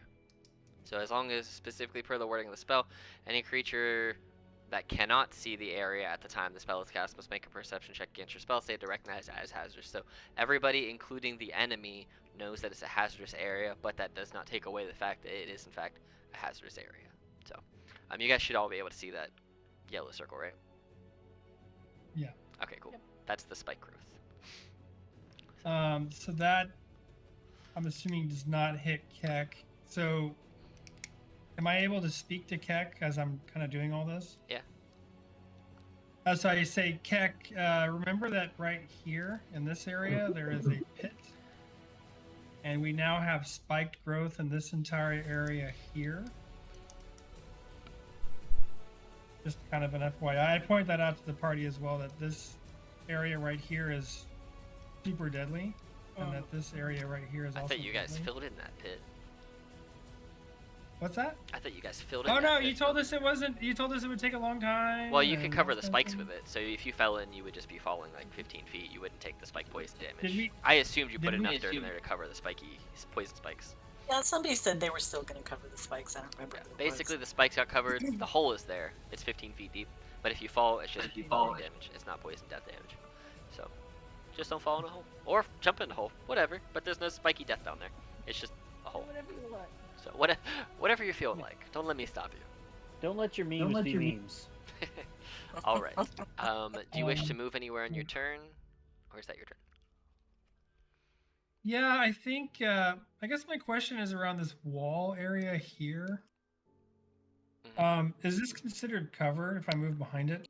If you move behind it, it is 20 feet tall, so it would be complete cover. You would not be able to see anything on either side of it. So if you went to one side, nothing could see you from, depending on where they were, but you also would not be able to see anything that you wouldn't be able to see.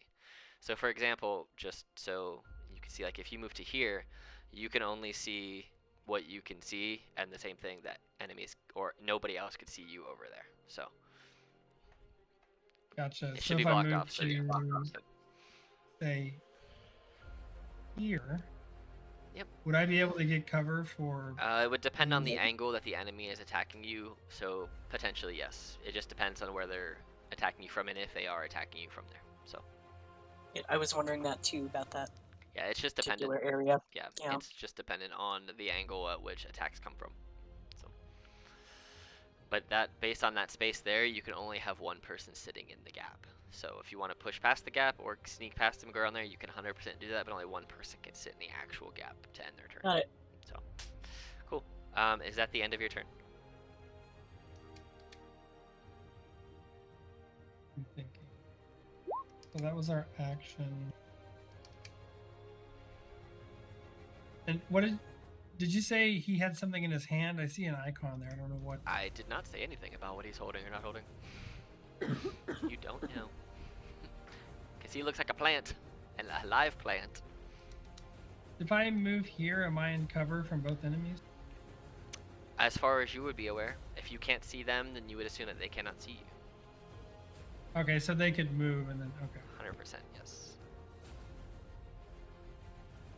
Would I have partial cover right here from these two enemies? It would depend on the angle of which they were attacking you. I see. Okay, so if they don't move, okay. But they're probably going to move. Well, I have a chance. Okay. You I'm guys sitting stay with- covered right here. All right, cool. So ending your turn, this this living plant vegapygmy doesn't see Keck, but he sees these other two people. One that just threw a spear. He's gonna grab the spear that just got thrown at this bigger dude, feeling he's being invaded, and he's gonna throw a spear towards you, Much. He's returning your spear. He is returning your spear. Oh no. My roll 20 decided to freeze up. Hold on, I must refresh. It's like you're taking too long to roll. Roll faster, sir. I'm trying roll 20. Just hurry up and work for me. So it will be this. 23 against you, Much. Oh, it's at advantage because you rolled your thing. You rolled. So it's 23. sadly. So it's only 4 damage though, because he's one-handed throwing the spear at you. And then, seeing that he doesn't necessarily have another spear immediately within grasp, you do see he shoves his face in the water, and you see some water bubbling. And then, how far is he to you? He's like 15 feet. So he's going to bop, bop, bop, run there, which means he's going to take 64 damage. Because he's not a smart pygmy. Slash roll 64. 16. Okay. And he has one more attack because they get 2, so he's going to try and claw you with this vegetable pygmy hand. I do want to say I am 5 foot up in the air, so I'm not sure if that would just make it neutral or something. I'll just say that because you're up in the air like that, rather than him jumping and landing on the spikes, he'll just take a straight attack. Well, I'll roll it again and see if he gets lower. If he gets lower, we'll take the lower. 6, yeah. He goes to swing. He doesn't want to jump, so he takes that disadvantage because he doesn't want to land on the spikes. But yeah, so that is his turn. Heck, you see some bubbles behind you just as a passing. You see some bubbles over here, but Deb, it is your turn. Is it possible for me to get the massive frickin' range of fireball to hit both of these two, but not us in any way? You want to try I and don't hit know. this guy and this guy with fireball and not hit you guys? Yeah, that's what I'm trying to figure out. Is that possible? Well, Just fireball is radius? what? Is it 20 feet or is it 30 feet? 20. It's the exact radius that you have right there for that will-o-wisp, so you can certainly try and do that. Great, that's what I'm gonna do. Cool. Fireball! Fireball! Classic. Alright. Roll me that fireball.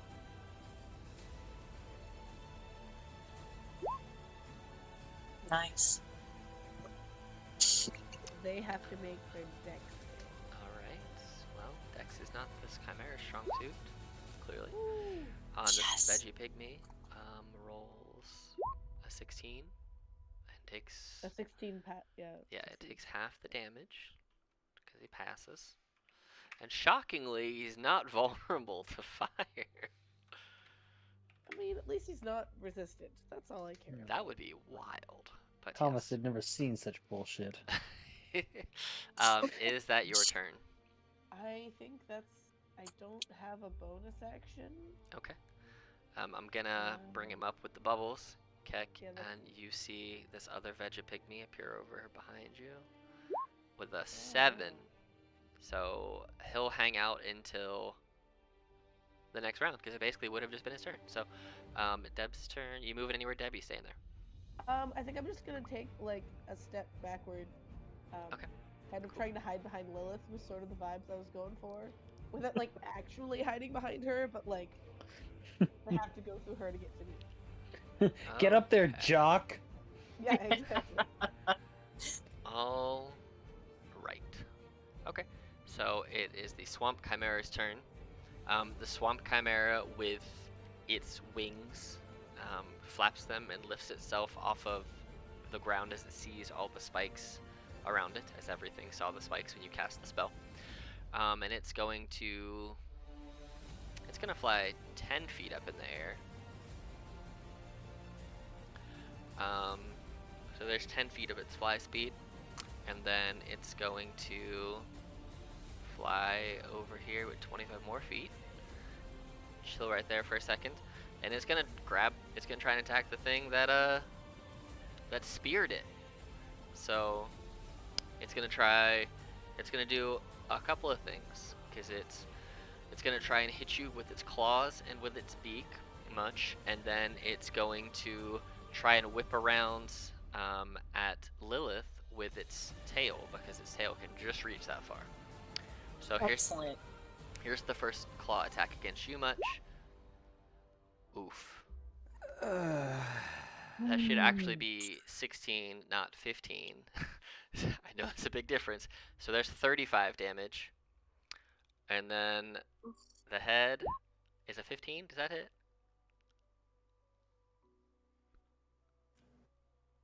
Does it 15? Me? Yeah. Yeah, Much is down. All right. So Much Oh no. gets just deadly deep claw slash right across the chest, dropping him very weakly in the air, and then gets bit in the face by this radiant beak, and then he's gonna turn on a whip at Lilith with a 22. Oh yeah.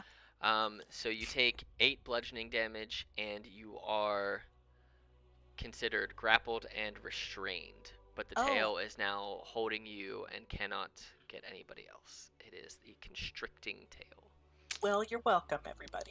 It is your turn, Lilith. I'm just gonna put that on you. So, okay. You take 8 damage, though. So if I am you constricted are considered restrained. or restrained, so I can't go anywhere, obviously. But can I move my arms? Can I do You can anything? you can still cast spells and do all your stuff. And because you're Okay. 10 feet away, there's no. I think you still have disadvantage on attacks because you're Mhm. restrained. Yeah. But yeah, so you can still do everything you need to do. But if it's a save, then it doesn't matter because it's Right. saved. But yeah, spells are all at disadvantage for you because you are restrained. Here Can I is- reach Much? I mean, I'm right next to him, but in terms of just like this. I would say yes, you can reach because Okay. Much is no longer flying. Much fell to Yeah. the ground. Okay, I'm just gonna like squirm around until I can get my side pouch, and Much is my meat shield, so I'm gonna reach over as best I can and like open his jaw and dump a healing potion down his throat. Okay. We'll say with an action that you could just give him the full Okay. 10. So Alrighty. Much, you get 10 hit points as you feel this this very shakily poured potion fall into your Uh-huh. mouth. And you are considered restrained, and you have to use your action to try and break out of it if you ever so choose. So And I just go, Much, wake up, help me!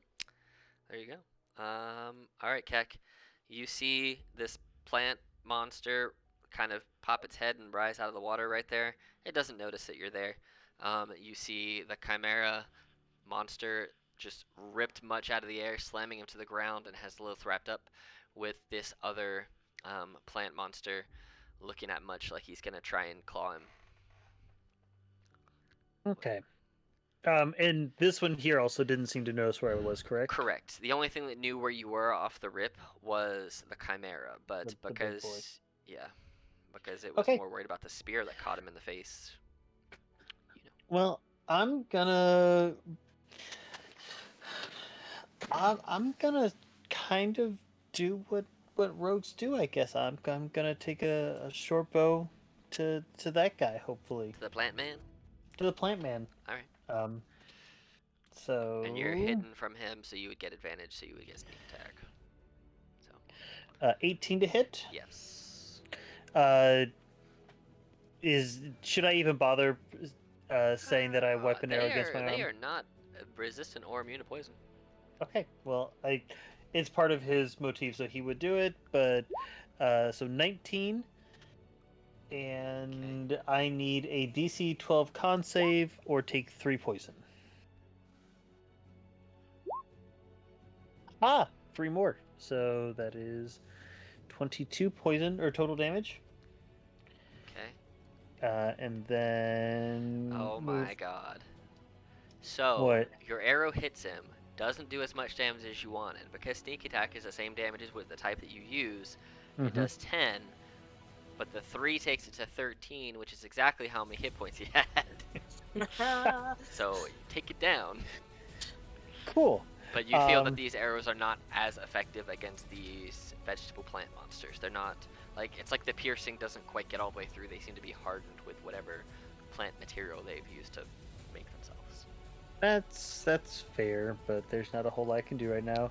And then I'm going to dive back in and back up a little bit and say, "You don't see me." Okay. A little ghost on your head. Give me that mask. All right. Much, it is your turn. You are awake but prone with 10 hit points. You see this chimera holding Lilith, who is on the ground, standing, and this chimera who is floating 10 feet above you. Another plant monster just south of you a little bit, and then Deb is there, and you don't see Leo anywhere. But you do still see the spikes on the ground. So, because you knew they were there from before.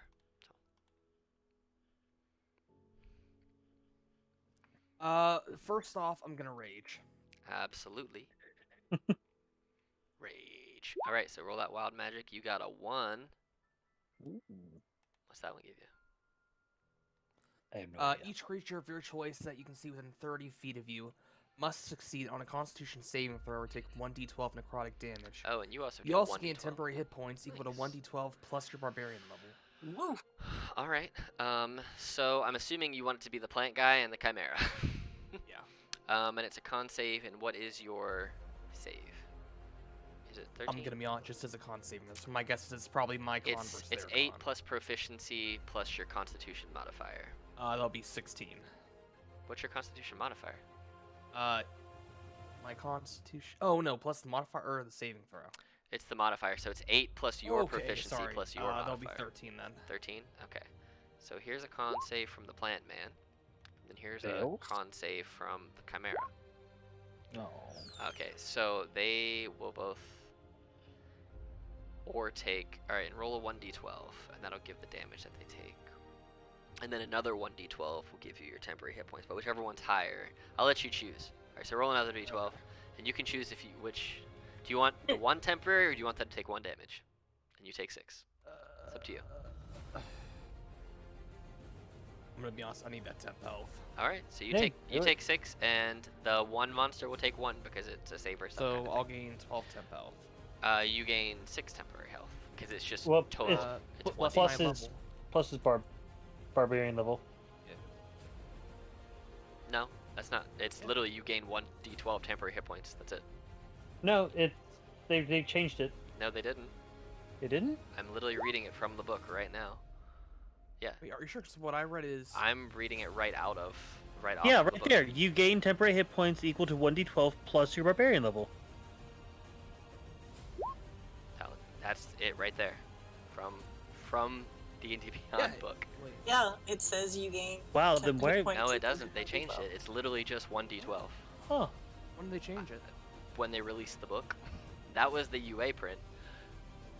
So I don't know why they changed it. They made it worse, but it's just the one, which is Wow. that's it is not what bad. it is. I know, because it was 1d12 per creature. Then it was 1d12 plus barbarian level.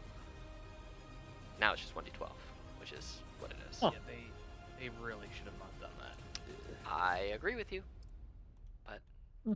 what I did. Oh, let me double check one other place just to be sure that I'm not making stuff up.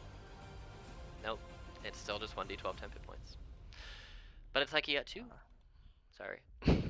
But yes, that was your bonus action, so still your action. How thick are its wings? You cannot reach them at this exact moment Can I ask why? because he's 10 feet in the air and you are prone on the ground. I would still have 20 feet of movement though. What's your total fly speed or total movement? 40 feet? I have 40 feet movement. Okay, I mean you could fly up there, but you won't be able to cut his wings off. You can attack Even the if I- wings, but you can't cut them off. Here's the thing: if I let you cut off his wings, I'm gonna be able to cut off your arms. Okay. So we could do that. Uh, I'm okay with that. Just say it. It's there. Which will look to the Lilith and say, wait 1 moment. He needs to start a health potion or else he's gonna go right back down. And you can drink whatever you want as an action. You'll get the full healing. Yeah, I want to attack, but if he hits him one more time, he's going down anyways. Let me ask And you he can't this: help then. anybody. Do you want to stay prone on the ground so it makes him think that you're still down? Yes. Okay. You can drink the health potion on the ground, get the full benefits, and the monster, for all points and purposes, with his intelligence of 3, believes you to still be unconscious on the ground. Just don't make any wild That movements. works. Yeah. It just got. That's it. It didn't even get hit by the thing, so it doesn't even know that you produced the thing. So it all works out. So cool. All right. Leo, you don't see this flying creature because it's only 10 feet in the air, and that wall, like I said, is 20 feet high. So you don't see it. You see what you can see, however. So but you have all your Yeah, movement. You thank can do all the stuff you want to do. So. I'm gonna join the fight.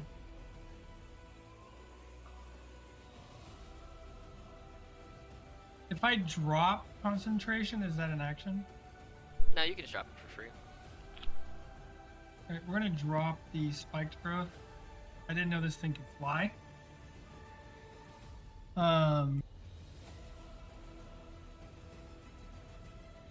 spiked growth is gone. You said it's flying, right? Yes, it is 10 feet in the air.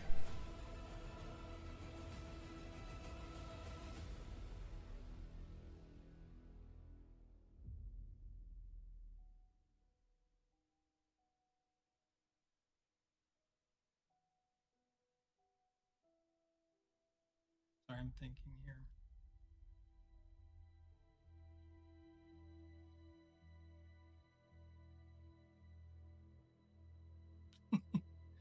Oh man. Let's do God.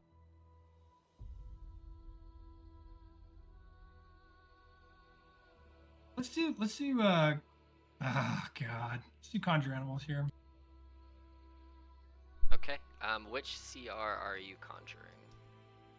Probably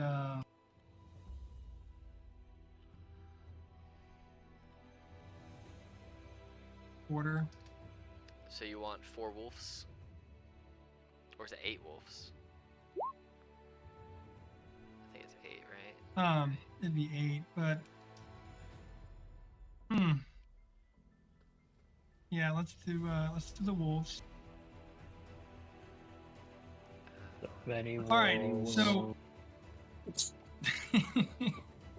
yeah, and you said this thing is flying, right?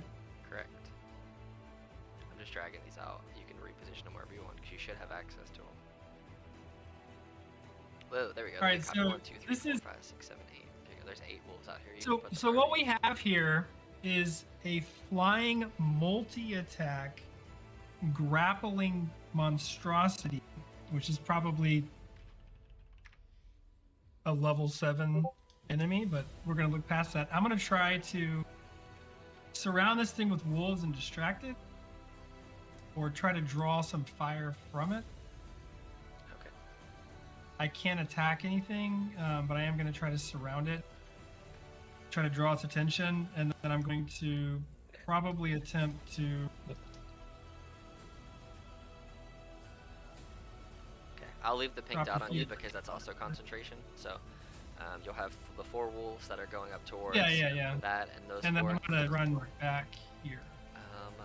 pretty sure the wolves get to attack on your turn. But let me double check. Are friendly to you. I think they should move on after my turn, right?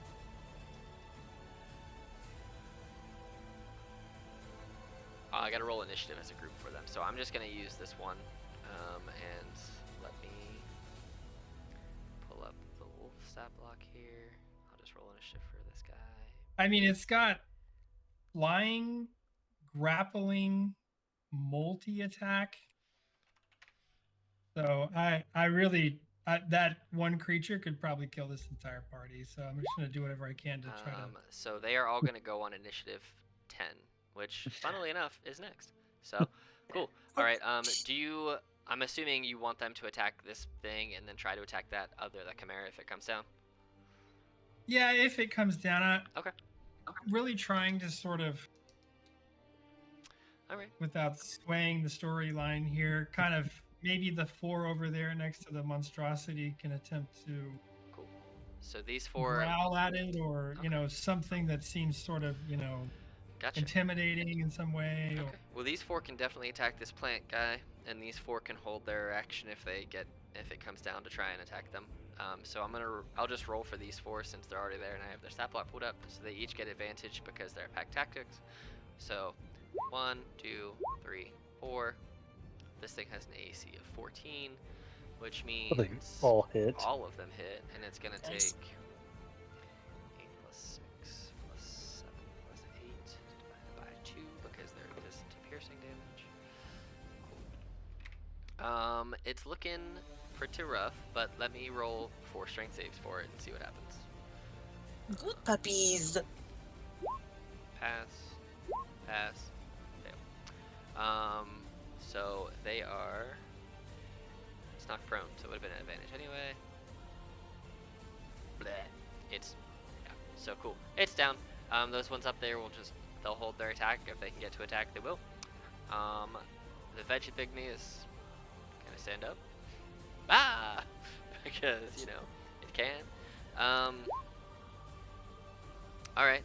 It's gonna do the spores ability, which, man, it's crappy. But it's gonna, here's what it does.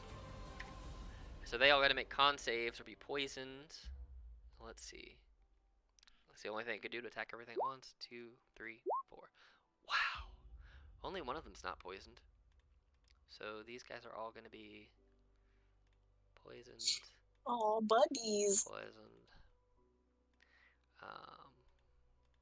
And man, that's not what I want. Poisoned, and they all take 8 damage. Okay.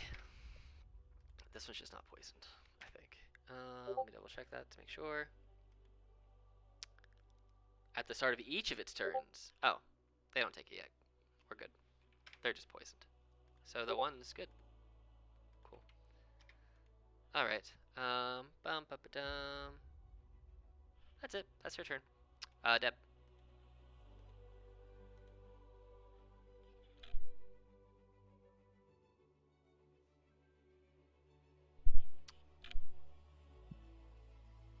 Deb. Hello, I am muted. I'm gonna cast haste on Much, I think. Ooh, spicy. Oh. Beautiful. Only didn't do it last turn because I know that fireball would not work after we got other people moving around close to it. Yeah, so I'm gonna cast haste on Much.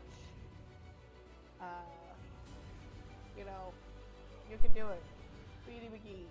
And kind of take like another step backwards. But I'm gonna make it so that my spell book is just kind of like hovering over here. Okay.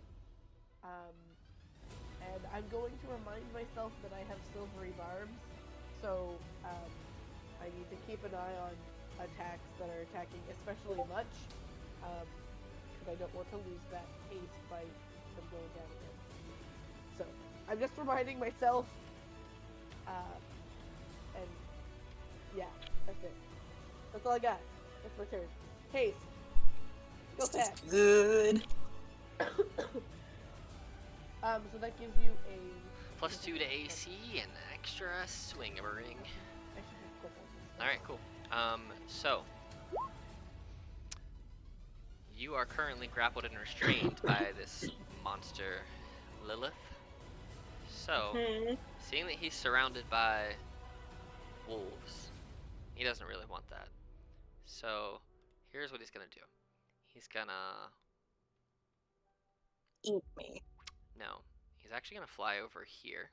No, that's what Lilith says. Oh, Eat me. and you're just being dragged. You Yeah. won't fall on this pit or anything, but you're just being Mhm. dragged along. And he is going to use his breath weapon. Oh No. no! Let me Shit. turn his swamp breath weapon around here, and he's gonna fly down low enough. He can't get all 4 of them, but he can get 3 of them. So I need Oh. all these monsters to make dex saves. The cannon Um, fodder. Cannon fodder's gonna make dex saves of 1, Come on, 2. wolfies. Ooh. Well, they all fail because it was a DC 15. And so this is the amount of poison damage that they take, and they will be. Alright, so they're all poisoned, and they will be poisoned for 1 minute. While poisoned this way, they'll take damage at the start of their turn. Cool. So I'm gonna get rid of this for a second, and these guys will have to take the damage before they can do anything. And you will see what the damage is on their turn. But that's all he can do in his turn. It's a breath weapon or a 3-way multi-attack. So, you know, clearing out the funk. Lilith, it's your turn.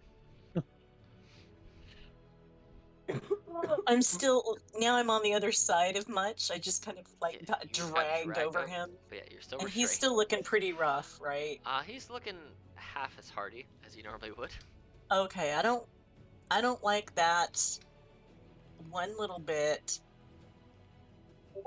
So I'm gonna say, Much, seriously, don't make me do this again. And I am going to pop 1 more health potion down his gullet. Alright. So, Munch gets 10 more health HP. And I don't know if you were here when she said it much, but you have haste, so you have a +2 to your AC, and you have a hasted action, and your speed's doubled. So you get a third, like if you want to do a extra melee attack, so a third attack on your turn, you can do that, or you can dash, or you can do whatever else the haste says that you can do. Disengage, or hide, or use an object. So, Lilith, that is your turn, unless you have a bonus action you want to use. Nope. Cool, Keck. Okay. Well, it's now looking away from me, and I'm pretty sure that it doesn't have a passive of 24. So No. I'm gonna try to put an arrow in its butt. It doesn't. In its butt. Okay. In its butt. All right. Actually, it probably won't. But if I were to crit while aiming for the tail, Sure. would it drop Lilith Sure. into the hole? Sure. But I'll say if you're gonna not into the hole, no. She's not like floating above it. She's just on top of it right now. Basically, she's like kind of hanging there. I'd say that if you crit on the tail, Lilith could fall on the edge, not in the hole. Okay. Lilith Oh posted yeah, a sure. message. You can bonus action Misty Step, Lilith, if you Okay. want. Get you right out Because of that gets me out of there, right? Yeah, it gets you out of there. And it's just a bonus action, which you still I have. just now remembered I. You got 30 feet freaking have anywhere it. that you can see. You can teleport to. Yep. Okay. I'm just gonna. Let's go. But it also means the tail is free to use now. Yeah, That's fair. And somebody else. I'm gonna come all the way over here with my 30 feet. Behind the wolfy wolves, I friends. like it. Okay. Okay. Alright, I'm gonna Well, take this one then away then from you. I was going to aim at the tail, but instead I'm gonna aim for the back of the head, which I imagine is somewhat visible. You get advantage because you're at a hidden position. That sneaky boy. 20 Oh, does hit. 20. All right. For Poison. 18. And poison will, if it fails, it will do stuff. Oh, okay. This one, Con save a 12, please. this one shockingly is not actually resistant to poison. Okay. Ooh. Wow. Barely. Oh, so close. Man. Oh man. Is that your Still 18. And then I'm gonna go 5, 10, 15, and ninja. turn? Okay. That your turn? Yes. All right. Much magic. This guy is still 10 feet in the air. You are at your solid number of hit points. You are feeling very fast. And yeah, it's your turn. You all just see Much. He doesn't get up. His body just slowly rises into the air. Oh yeah, you're flying. You're flying. I forgot. Yeah. He's possessed. All right, Ah, we're gonna do. So the yay! green for you is gonna be 10 feet. Or actually, there you go. You have 10 feet. The orange is your haste. So that's how I remember that you were hasted. With Rises Deb's into the concentration. air. Like a Then he vampire turns. out of the coffin. Yeah. Just All right. Then he just turns and faces the monstrosity. Okay. You have a And, bunch of movement. You can get there. and he screams. Okay. Wackety wackety wackety. 3 whacks. Are you doing them recklessly? I'm gonna be honest, I want to do it recklessly, but at the same time, if I do, there's a high chance it gets an at 20 knocks me out again, That's true. which would not be good for the party. And I will tell you, Nope. if I say up front I'm gonna hit you with 2 attacks and then I crit on them both, I will not take them back. You know I will. You know I will kill a character. I got no problems. Yeah. So do what you gotta do. But yes, I wouldn't mean, advise that. Oh, what is it? All right. Give me roll the damage. 6 plus That's that not it's automatically, so 18. The rage 20? doesn't double. I don't know why it's there. So 20. Okay. Yeah. Cool. Also, add the damage for rage. Yes, I did. It's 20 total for that first attack. Okay. You have 2 more if you want to use all 3 for that. What? Oh Are my you god. shitting me? Okay. Roll another Oh one. my god. Give me the damage again. 25, 27. Okay. I love this for you. All right. 28. Rage doesn't double. Oh, also, No, I forgot. but let me it'd add that D3. Oh yeah. Or- 16. Yeah, Does it? D3. 16 does it. You do get 3. You get the third one from your haste. Oh, can I just add a random D3 though, just to see what happens? What it brings it up to? I mean, you can. It's not gonna. You hit anyway, so yeah, you can. Yeah, it'll make it a 19. So either way, you'll hit.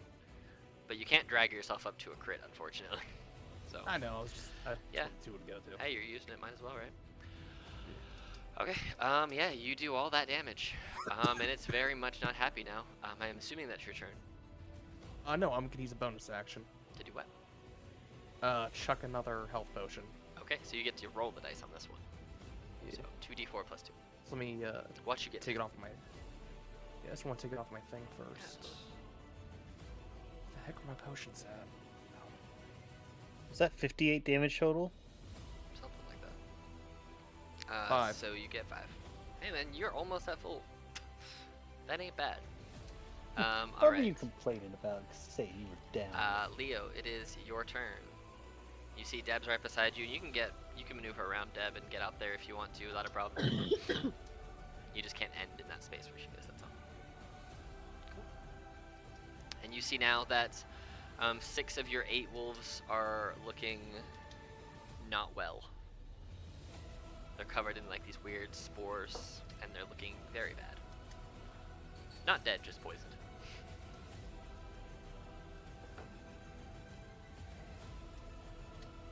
Okay.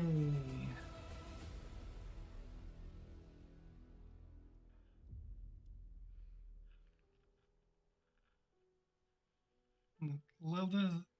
So Keck is chilling. I haven't been out here in a minute. Is this thing still alive? This little vegetable plant? Yes. Got it. And then it is the so each square is 5 feet, right? So Correct. So you have moved 10 the, feet. So can I get out of character? Just ask a question for a second. Sure. So generally, when I've played other tables, what would happen is if a flying creature were to go down and attack a creature on the ground, that creatures inside of the area of the flying creature that was descending into an attack of opportunity They do not. area. of- Not going in. Okay, so not we unless don't- they're going out, then they would, but not going in. going in. So if they're going in and going down, they would still be susceptible to ground attacks, right? If they fly down to the ground, yes, they would be susceptible to melee ground attacks. I got you. Okay. All right. That's helpful to know. So with concentration up, I'm gonna cast Ice Knife at level 2. Okay. With the 5 feet cone exploding outside of the area where my party members can be hit. Who are So I'm you, assuming somewhere Who are you throwing kind it of like at? around here That one. somewhere. Okay. So cast the spell. Okay, so is that a D20? It's a D20 plus your spell attack modifier.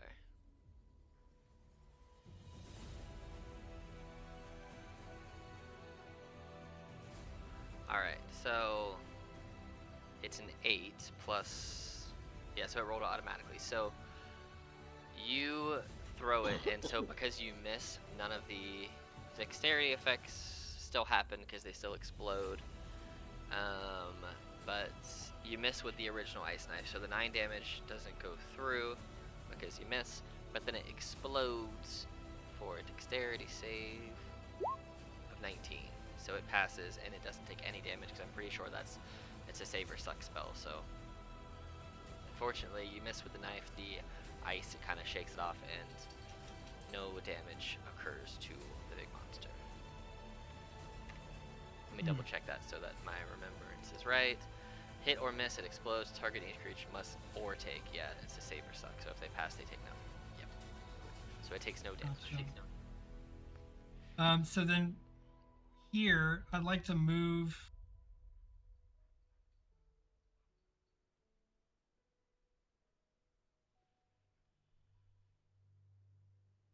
Can I move under this thing? You can, but just for the sake of me knowing where the tokens are, I just say leave them like out here, and you can just say that they are under it. Just because if the tokens are under the big token, I will 100% forget they're there, or I'll try and grab something and I'll grab something else. So Basically, I'm trying to surround. I want to clump all the wolves together in kind of this area. okay, so they're all four basically under the chimera. Got it. Yeah, and they're kind of around Much, and they're kind of around each other and all that kind of stuff. Okay. Can I ask something to the DM really quick? Can the wolves play Jenga? No, Just like What's the question? they cannot play Jenga. They are not smart. They have the same intelligence as the chimera. So, which is 3 by the way. But yes, anything else? Okay, so then, on your turn? yeah, so then from there, what we also want to do is have these 4 wolves here attack with pack tactics against this vegetable person. Okay. They will attack on their turn here in 1 second. Alright. Is that your turn? That's gonna be my turn. Okay, cool. So the wolves by the vegetable person were attacked first. So they're all 3-letter poison. They're going to take this poison damage at the start of their turn. So we'll just go see what we get. 9, 11, and 8. So this one is still alive. This one is dead. And this one is still alive. So these two can attack. The poison ones can attack, but they're straight rolls because poison gives you disadvantage. So they benefit from pack tactics to give them straight attacks. And then this other one gets advantage from pack tactics. So it's got an AC of 14. So that'll hit, that'll miss, that'll hit. 8, 14. It's piercing, so it's that. And then it is gonna make 2 strength saves. It fails. But it doesn't matter, it's prone. Cool. So those guys are there. Alright, so now these other wolves up here, the 3 of them that are poisoned, at the start of their turn, they're each going to take this much damage. And we'll go right to left on these boys. So 33, 40, and 36. Oh my. Which one is... That's that one. So these wolves, these 3 wolves are dead. That wolf's still alive. And that wolf can't jump up and attack anything. So he's hanging out there. Cool. Yeah, imagine if you guys got hit with those. It's brutal. Let's see. This Vegapygmy I would have survived stands one up. of 2. And it really can't go anywhere. It doesn't get a spore thing back because it's once a day. So it's going to try and attack the 2 weakened wolves with its claw attack because it can make 2 attacks. So here's the one furthest away. It's dead, and it's also dead. So it's only got 1 wolf left, and Yeah, this veggie guy is looking at this wolf. Deb, it is your turn. It's my turn. Mm-hmm. It's a me, Mario. It's a you, Mario. Um.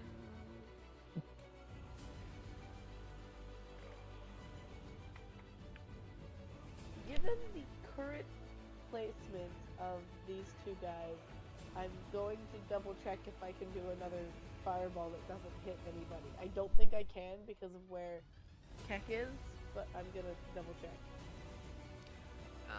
Let me do another will-o-wisp thing real quick. You could probably like drop it like back here, and What you I was- take out a wolf, but Yeah, I mean, the only way to do it, it's gonna be, I mean, yeah, I guess you could go right there. That wolf's 100% probably gonna die, unless you roll less than 22.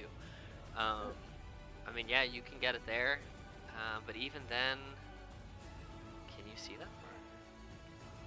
Yeah, you can see that far barely.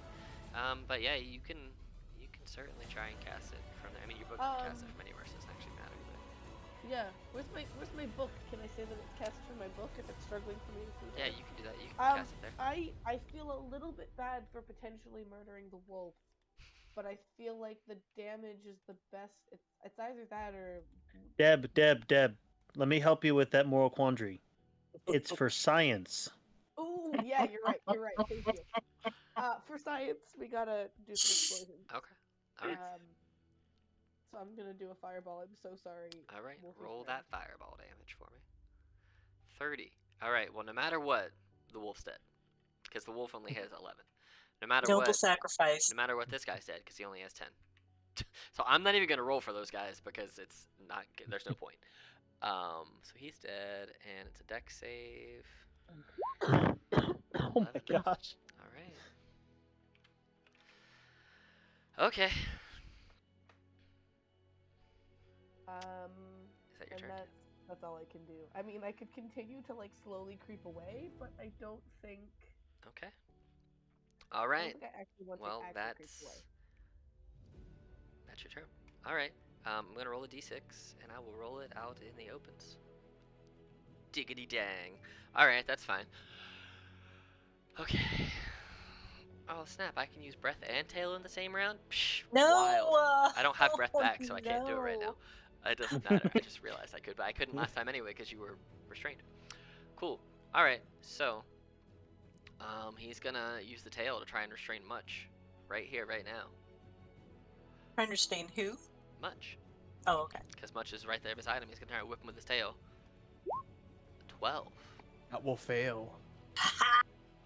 You're right. It will. That's fine. He is gonna go ahead and try and hit you in the face with his face. 23. That will sadly hit. But I So- am raging. You are raging, so you'll take the 6 radiant all the way through, and then 5 reduced to 2, so you take 7. 8. And then he's gonna come down with his spider claws. 15.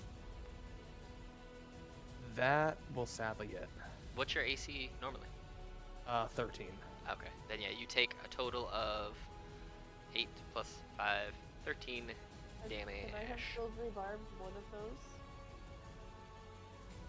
Can you see the monster? Yeah, sure. Which one are you trying to hit? Which one are you trying to silver barbs? The head or the claws? I would prefer to do the head because Okay. the radiant that So whatever it rolls now is what it's gonna have to use. 18. Cool. It didn't help. So you take instead 5 plus 4 is 9 plus 5, so you take 14 damage instead. Okay, I'll drop one more. Yeah, that's fine. Alex, how did you say the name of this creature was? You said it a few times now. A chimera. Lilith, it is your turn. Okay. If I move, hang on, need to measure something. Oh, perfect. Okay, if I move to right here, would that be partial cover? Right there where you are right now? Where I'm over there. pinging. No, you have to like dig deep into those bushes back there. Okay, never mind. We are going to Witch Bolt. And fingers crossed. What's the attack roll? Or is it a That save is such I a can make? good idea. I mean, a good question. No, it's an attack roll. It should be like, I don't know why I didn't show up to begin with. I don't either, so I'll just do this. That's fine. Plus, and I think I got a plus 9. Yep. Yeah, baby. Yeah, baby. That's wild. That's just wild. Let me Finally. Yes. 59. That's a lot of damage, yo.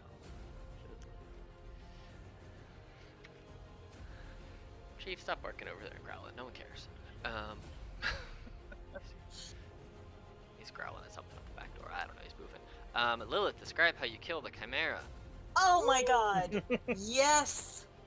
Okay, so she's over there and has been like restrained, and her friends are getting beat up a little bit, and she's staring at this thing, and then she goes, Nana, I don't care. I'm like a witch. I'm gonna witch bolt it. And then just cuts loose and blasts it in the back of the head, and I just want to imagine that the lightning just kind of goes shing and cuts the head right off. Just cuts through it. Perfect. The lightning crackles, hits it in the back of the head. Much, you see the radiant orb in the back of its mouth start to kind of pulsate with electricity and this lightning.